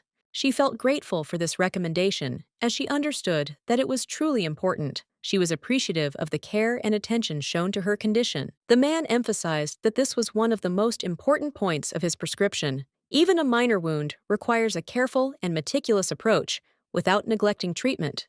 He looked at her carefully, as if assessing her, and there was a special wariness in his gaze. It seemed he knew something she didn't even suspect. Maintaining impeccable manners was important to her. She understood that her reputation depended on it, so she solemnly promised to remember the doctor's advice and follow it. The emperor, turning to Sergio, ordered him to finish his business and bring the necessary medicine quickly. He was impatient and wanted everything to proceed as quickly as possible. Rudy smiled and announced that he'd brought the lady not only dessert, but also a new place. He'd done everything he could to make the girl happy, and he was glad to see her. The lady thanked him sincerely, as she hadn't eaten since morning and was very hungry. The gesture was very welcome, and she was happy to receive at least a little food. However, the emperor was irritated and ordered Rudy to leave. The girl calmed him down, explaining that Rudy had only brought the cake and nothing more, so there was no need to send him away. The emperor remarked that he had enough of worrying about a man he considered insignificant. He wanted to be alone to enjoy the silence, and he was irritated by all these worries. She sensed that the emperor might have simply wanted her to enjoy the sweets carefree, but her mind was left wondering, and she began to wonder about his true intentions. The lady decided she needed to figure out why she'd been called. Her curiosity was stronger, and she decided not to put it off until she found out what was really going on. The emperor glanced at the girl, and then turning away, concentrated on the stack of documents that lay in front of him on the table, absorbing his attention. He directed the girl to read from the page where the corner was folded down, which meant that she had to pay special attention to that section and concentrate on its contents. The epidemic claimed the lives of approximately 1,700 people, and the death toll continued to rise. This was only an estimate, but it reflected the scale of the tragedy. The disease, which has already spread, primarily affects those in poor health and is gradually moving downstream along the Iran River, covering new areas. The emperor again told the girl to continue reading. She began to explain that the main symptoms of the disease were painful, abdominal cramps, mouth problems, and diarrhea. If the disease progresses over a long period, the patient loses the ability to eat, his strength leaves him, and he lies down on his bed, unable to move. Now the girl fully understood what was being discussed. The disease leaves a person exhausted. The symptoms persist, and eventually, the exhausted patient dies. Erica was shocked. She had never experienced anything like this before, or even heard of such diseases, which made her even more worried. No one warned her, as it was classified as a military secret, and the information could only become available to a limited circle of people. She curiously asked what the emperor was doing now, but at that very moment he continued writing something in his documents. The emperor, looking up, said that he was absorbed in a multitude of affairs and tasks that required his attention, and there was not enough time even for rest. A new report arrived at dawn this morning. Most of these documents are reviewed at the Prime Minister's residence and then forwarded to him for further action. More important documents are sent directly to the Supreme Council. The girl observing his actions thought that he was probably overloaded with work, but he carried it out responsibly. The emperor noticed that most of the documents dealt with serious issues, so he asked the girl to continue reading so that they could move forward in their discussion. In order to understand the causes of the emergence and spread of the plague, a special research group was assembled to clarify all the details. Negotiations are underway regarding possible cooperation with the Calaco Medical Association, which could provide assistance in the fight against the epidemic. The plague began to spread among the poorest sections of the population, demonstrating its ability to be transmitted quickly in poor sanitary conditions. In the lower reaches of the Aran River, poverty is rampant. People rummage through garbage trying to find something edible, and among them are many homeless people and orphans abandoned to their fate. Despite the fact that slavery has been officially abolished, it continues to exist. People are still kidnapped from the island and sold on the black market as if nothing has changed. Captured slaves are transported in enormous cages filled with dozens of people. They endure long, agonizing voyages on cold, damp ships where there is not the slightest comfort. Many slaves die from crushing hunger or disease. Those who survive end up at auctions where they are sold for pennies like merchandise. A child is given 1 gold coin, a strong man 3, and a woman 5. These are low prices considering the severity of their fate and the life they have endured. An old or sick person can be bought for just 5 silver coins. This is terrifying, and the girl realizes that the real world is far from as wonderful as she imagined.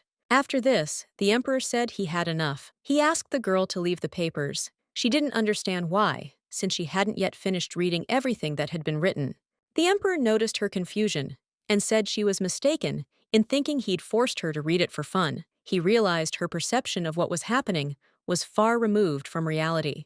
Forcibly snatching the papers from her hands, the emperor declared that she was behaving like a curious barbarian, trying to understand something that should not concern her. He handed her other papers and ordered her to read them. She accepted them, but her thoughts remained at odds with what was happening, and she couldn't fully concentrate. In her head, everything revolved around one thing. The emperor was his own man, like a tyrant who acts at his own discretion without paying attention to others. The girl decided to ask him why cheese-orphan slaves and prostitutes were the cause of epidemics. It was her way of expressing her concern about what was happening. The emperor replied that the whole reason was that these people were dirty and carried many dangerous diseases that could spread and threaten everyone. According to him, they are like mice or voles that catch a disease and then become vagabonds, thieves, criminals whose existence is of no use to anyone. These people like trash roll through the streets without purpose or hope, trapped in poverty and fear that they themselves create. Suddenly, the emperor noticed the girl's expression and asked her what had happened, why she looked like that. He was puzzled by her reaction to his words. He looked at her carefully, stood up, and told her that her concerns were unfounded. Erica confidently declared that she was fine, despite her inner turmoil. He pulled out a book and said it was perfect for her. He confidently pointed out that it contained information that would help her understand a lot, and that was an important point. The conversation was about plants that grow in the central regions. The emperor insisted that she read loudly and clearly, without stopping, until he told her to stop. The girl thought he was clearly crazy, but she still started with the first chapter. It described the different plant species typical of the central regions. Despite her doubts, the emperor continued to demand that she read louder. A eunuch stood outside the door, completely stunned by what was happening, unsure what to think. A week later, as the girl was sitting in her room again, there was a knock at the door. Someone had come to tell her important news, and she, a little surprised, opened the door. The man announced that His Majesty had commanded that his nightingale be seen. He said this with respect and a little solemnity, as if he were discussing a meeting with an important appointment. The man was overjoyed because he knew she was ready. She had prepared herself in advance, as if she were already the emperor's bride, and was expecting something important. This man's name is Pew. For a week now, he's been tirelessly telling her that he's urgently being summoned and needs to convey important information. This has become his constant task. When Pew arrives, she is always greeted with cheerfulness, called poetess and nightingale, emphasizing her role in these events. All this is accompanied by jokes. He explains that these appeals are just a joke that appeared after she began rewriting documents and reading them out loud with such enthusiasm and inspiration. Of course, the eunuch himself is joking, but one cannot help but notice that such teasing of the emperor's bride is a clear violation of all established rules. This provokes surprise and discontent. However, he is the youngest among them and is easy to understand and love due to his wit, kindness, and ability to find a common language with people, which makes him special. Pew always stays up to date on the latest news, no matter how circumstances change. He monitors events that could impact everything around him and shares his discoveries with others. His Majesty is fond of breeding eels and crocodiles. They recently received 3 crocodiles as a gift from the Arn estate, and they will be a spectacle for all who wish to observe. Erica, upon seeing these animals, considered them something terrifying. What she saw filled her with genuine fear, and she couldn't understand how this could be a passion. But Pew, observing her reaction, noted that this was far from the worst thing, because sometimes His Majesty serves these animals to feed the condemned, which looks especially terrifying. The girl was utterly horrified by this story. She broke out in a cold sweat, and her thoughts were in disarray. She couldn't imagine such cruelty in real life. Pew also noted that His Majesty hates many things, which is not so obvious to most people, but for those who know them better, it becomes an important detail. For example, His Majesty simply cannot stand it when something gets stuck in his throat. It could be peel lumps or seeds, which causes him severe discomfort. This manifests itself in the most unexpected situations, and sometimes hardly anyone can understand how irritating it is, since others have hardly encountered similar cases. The girl realized that when they were eating fish with a bone in it, his irritation was immediately noticeable. This created an awkward situation because it was such a nightmare for him. At that moment, Pew added with an ironic smile that most likely the servant who served the dish with the bone would have been immediately punished or even executed for such a gross mistake. Erica remarked that she sincerely hoped that this wasn't the case, and she didn't want the situation to get worse. She was worried about the future. If he was indeed left alive, then he would have to devote his entire life to serving and working for the good of His Majesty, which is a harsh fate. He definitely shouldn't be allowed near fish, as this could have dangerous consequences, given his personality and the current situation. He must strictly adhere to the restrictions. The most astonishing thing about all this is how his subjects sincerely revere the cruel emperor. He possesses truly remarkable qualities despite his cruelties.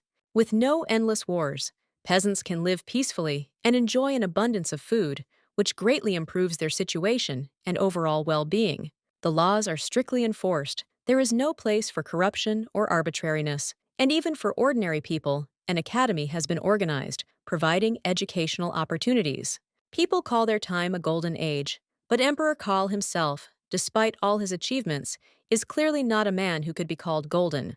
When the lady arrived, she could finally go and meet the emperor, for her time of waiting was over. She could move on. But suddenly, the girl stopped him, asking him to wait, as she had seen the men beating the boy. She was alarmed by what was happening. She ran up to them, screaming, demanding they stop immediately. Her voice was full of determination and certainty that she wouldn't allow this to happen. The eunuch said that the mistress should not interfere with their work because it was the business of eunuchs, and no one should distract them from their duties. But the girl resolutely pushed him aside, and with a loud scream, asked what they were doing, forcing the child to endure such cruelty. The men immediately became frightened when they saw her determination, and the girl could not understand how it was possible to treat a small child who did not deserve it so mercilessly. She hastened to cover the boy, noticing that he had a face reminiscent of cascades like Julia Cameau's, just as cruel and cold, and the boy's face was cruel just like her aunt's, which immediately made her uneasy because it was very familiar, and she couldn't help but think about the consequences. The eunuch asked her again, asking if she meant that he could not teach this ill-mannered child a lesson, since he was only doing his job. The lady tried to explain that spanking is not a teaching method, but a cruel punishment that has nothing to do with education and lessons. The man considered the girl's actions impudent. At that moment, Lisa's words, which she had recently heard, came back to the girl. They suddenly seemed especially meaningful. Little Erica didn't have a sword like most, but the imperial bride, it turned out, did. This distinguished her from the others, emphasizing her special role in the empire. Erica confidently declared that she was the daughter of Lord Northend, the protector of their empire, and the fiancé of the emperor who ruled this country. Protecting her subjects was her sacred duty. Erica extended her hand to the boy, then carefully lifting him, began to walk away with him, as if determined to help him. She did all this with determination, as if it were her duty. This didn't please Cascade. He was angry, believing the girl would soon regret her decision. He was certain her noble intentions would lead to trouble. As Erica confidently led the boy away from the area, she turned to him with a question, trying to find out if he was okay and if he was in any fear or pain. This boy looked like the children often found in the slums, poor and vulnerable, with their haggard faces and the weariness that often comes with people in their situation. His eyes were full of tears, and his body was thin, like someone who had suffered long periods of hunger. However, his expression was unlike that of the children she had met before. Pew addressed the boy as Hadeen. The old man was surprised by this address, and not understanding who it was, asked again if he really knew him. Pew replied that yes, he knew him. He was the new eunuch, and Pew asked what the guy had done to end up in such a situation. Erica was in complete shock that such young children as this boy were forced to work. She couldn't understand how it was even possible. In this world, everyone is obliged to pay for food, regardless of age. The boy tried to lick his wounds, but Pew stopped him, reminding him that he wasn't an animal to behave like that. However, the boy didn't listen and decided to lick his wounds anyway. He didn't feel comfortable, but he was having a hard time coping with the pain. The man sternly told the boy to stop because it was dirty. He added that he should thank him for his help and return to his seat. Erica, however, was determined. She declared that she disagreed with this decision and said that the guy would go with her. Pew was horrified. He couldn't understand what was happening and asked in bewilderment what the lady was talking about, not expecting such a turn of events. Erica calmly explained that she needed a boy to run small errands, and this guy would be perfect for the role. Pew tried to explain that Hadeen had not yet been trained in anything and was not ready to carry out such tasks, but Erica was confident in her decision. She replied that everything was fine and asked Pew to send a boy with Rudy, who would give him some sweets. He would also be responsible for taking Hadeen to the doctor. Rudy approached Erica, agreed with her decision, and praised her, saying she had done the right thing. He knew it was important for their plan. But Erica couldn't shake the feeling that she had done the wrong thing. She knew she should have acted differently, but it was too late. She did not regret her decision, but she was still worried about the Emperor's reaction, as she knew that he could be very cruel. When Erica entered the room, the Emperor again ordered her to continue reading. He seemed focused, but immediately noticed something off about her face. The Emperor looked at Erica with interest and asked what had happened to her face, adding that it looked even uglier than before. Erica noted that this world was filled with people capable of bad deeds. She spoke with confidence, as if she had encountered such things many times, and there was a hint of bitterness in her voice. The Emperor asked her curiously why she thought so. The girl simply replied that she read after all. There was a certain reproach in her words, as if the books had revealed the truth to her. The Emperor, frowning slightly, said that if she had anything to say, she should speak directly without innuendo or mumbling. He disliked omissions and preferred honest conversations. The girl curiously asked what he meant. The man waved her off, saying she wouldn't understand anyway, since she lacked the necessary experience and knowledge to grasp the essence. She usually reacted calmly to such barbs, but this time her face suddenly took on an offended expression. No one understood why it offended her so much. Belus is a mountain range stretching from the gloomy iron forest to bustling spirit town west of the capital. It separates the western continent from the lands of Ar, creating a natural border. Rumor has it that criminals often descend from this rugged ridge. People say they find refuge in its inaccessible gorges and caves. The girl was surprised to hear this. Her face reflected genuine shock, as if such information shattered her understanding of the world. The Emperor couldn't understand why she was so shocked. For him, it was a normal occurrence, not worthy of such strong emotions. Erica reminded him that he himself had once spoken of terrible bandits inhabiting the forests. Her surprise seemed entirely logical in light of his own words. The Emperor chuckled and said that, although she hadn't seemed foolish this time, her conclusions were still naive. Bandits really do exist, and flattering devils are associated with them. However, these bandits operate only within the Iron Forest. Here, they pose no threat, so the problems are caused by other people entirely. The main threat comes from the so-called Grey Wolves, former soldiers of defeated armies, and mercenaries who have become outcasts and lost their honor.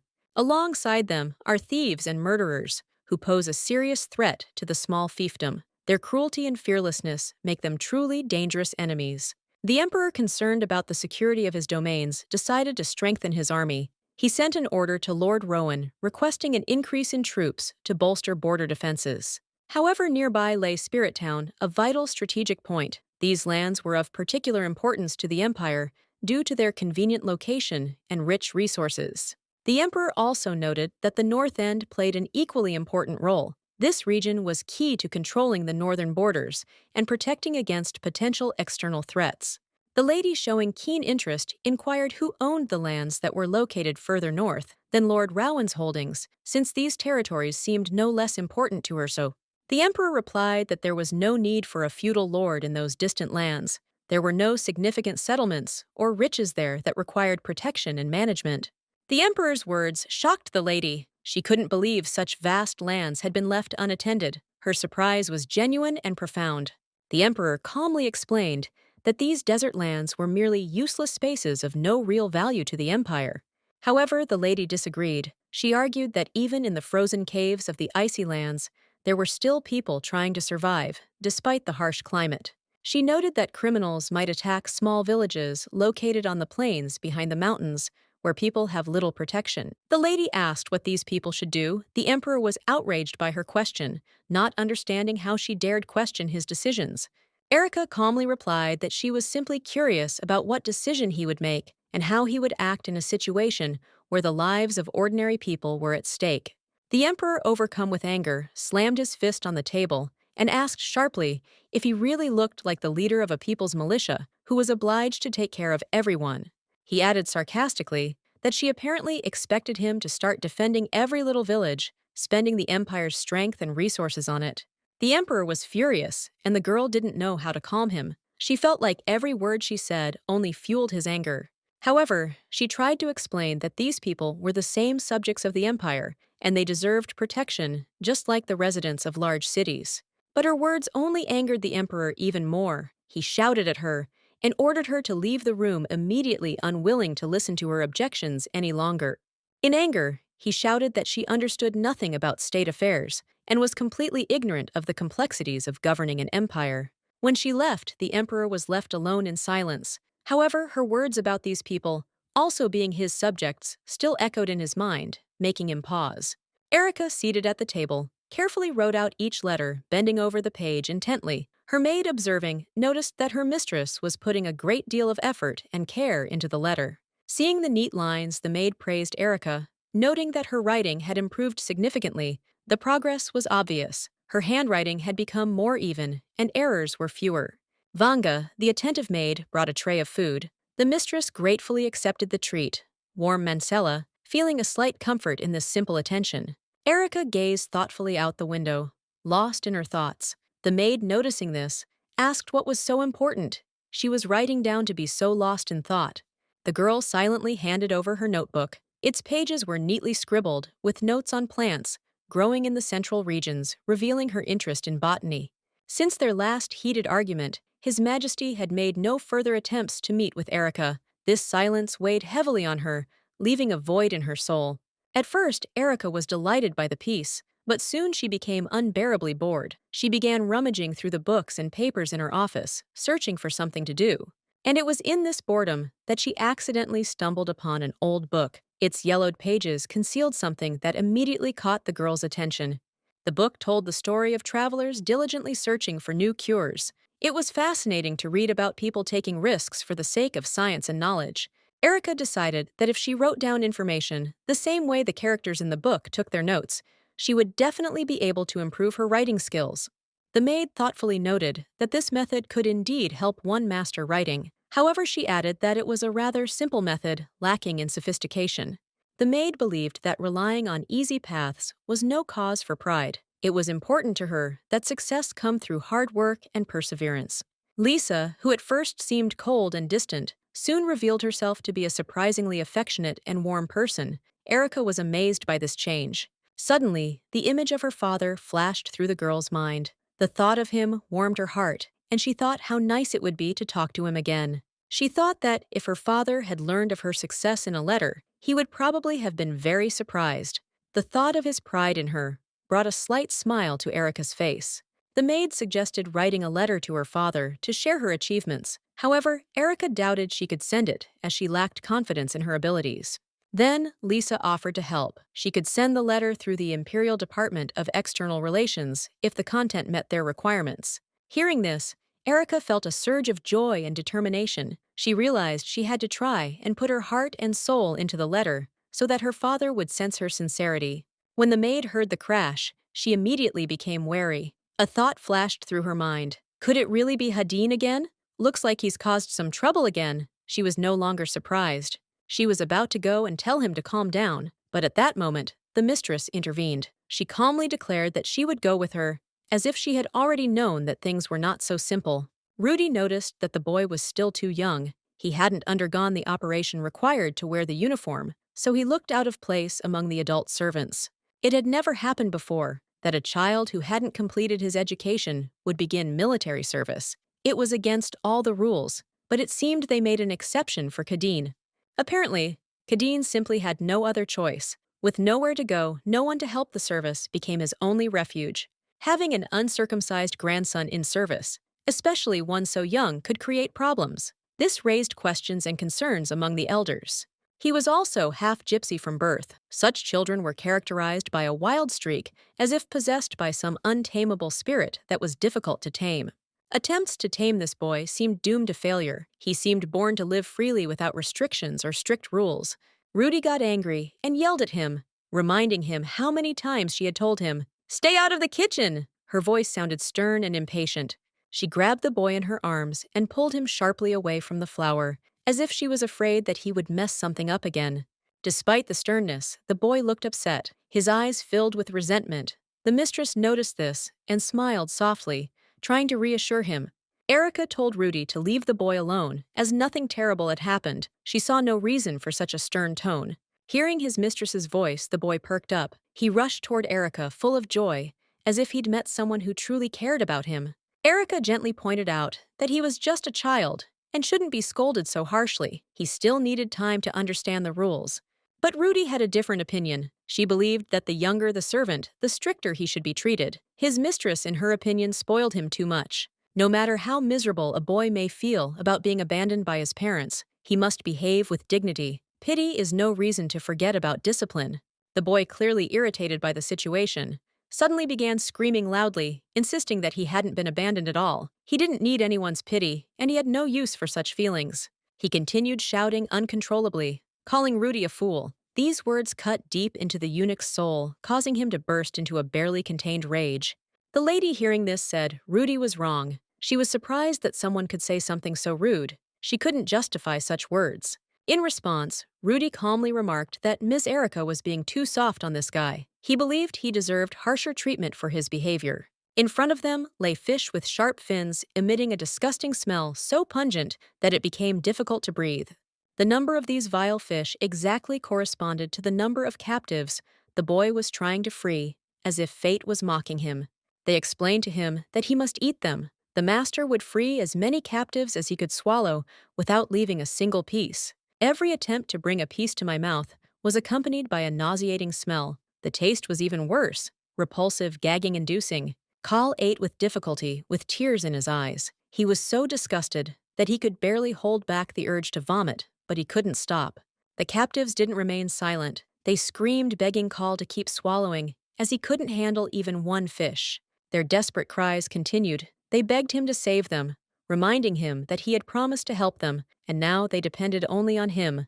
The man calmly stated that he was willing to wait as long as necessary, as he had plenty of patience. He showed no irritation or anxiety, demonstrating confidence and composure, as if time were of no importance to him.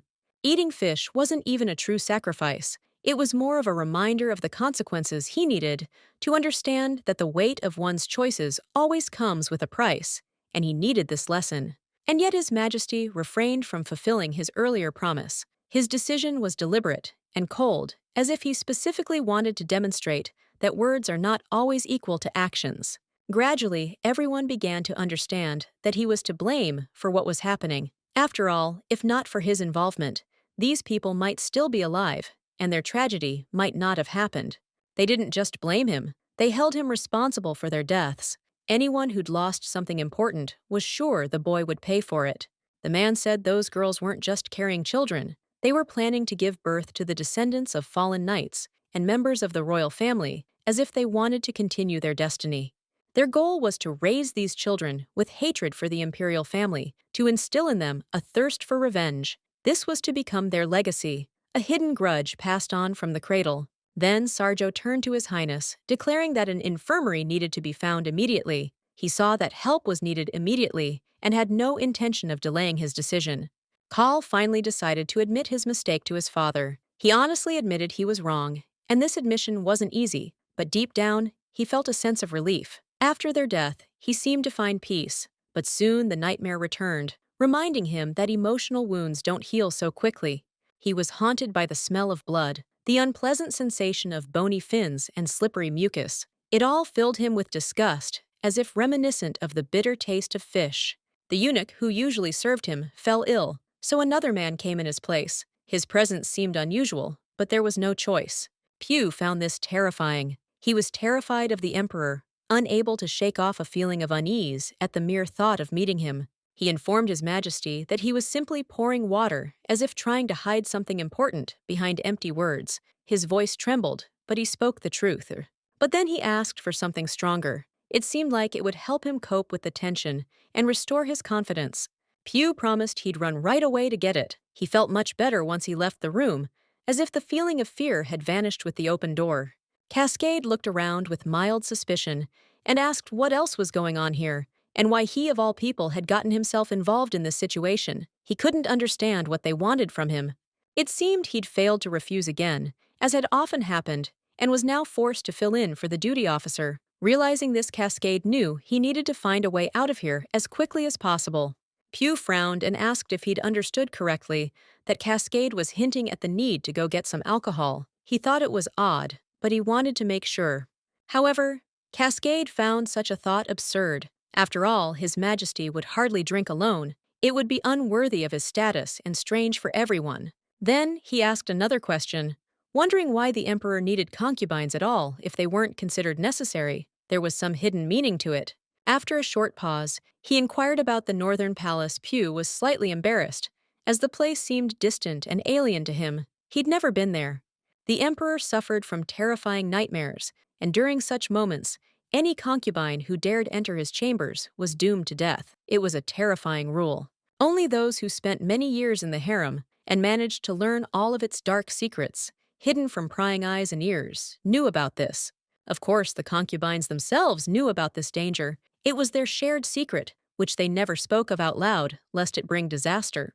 This dark secret was carefully guarded, protected primarily for their own safety. The fewer people who knew, the less risk there was for everyone. Concubines who knew this secret tried not to leave their chambers. Therefore, they often chose girls unaware of such horrors within the imperial family. However, sometimes other circumstances arose. For example, eunuchs might use their knowledge to take revenge on those they held a grudge against. Cascade once made a decision. She would make one man pay for the humiliation he had inflicted on her. That insult never faded, and her anger only grew. Rudy looked down and wondered if something had happened again tonight. Erica asked again if this was something important. She was living happily until the emperor called her to him. She turned to Rudy and said that she would be back soon, and that he could go to bed. The guy was surprised and noted that he would not go to bed, but would accompany her. As they walked together, they became very scared when they heard a loud rustling sound coming from the bushes. A guy emerged from the bushes, asking the lady not to leave. Even Pew fell. Erica's girlfriend approached him and asked why he wasn't sleeping.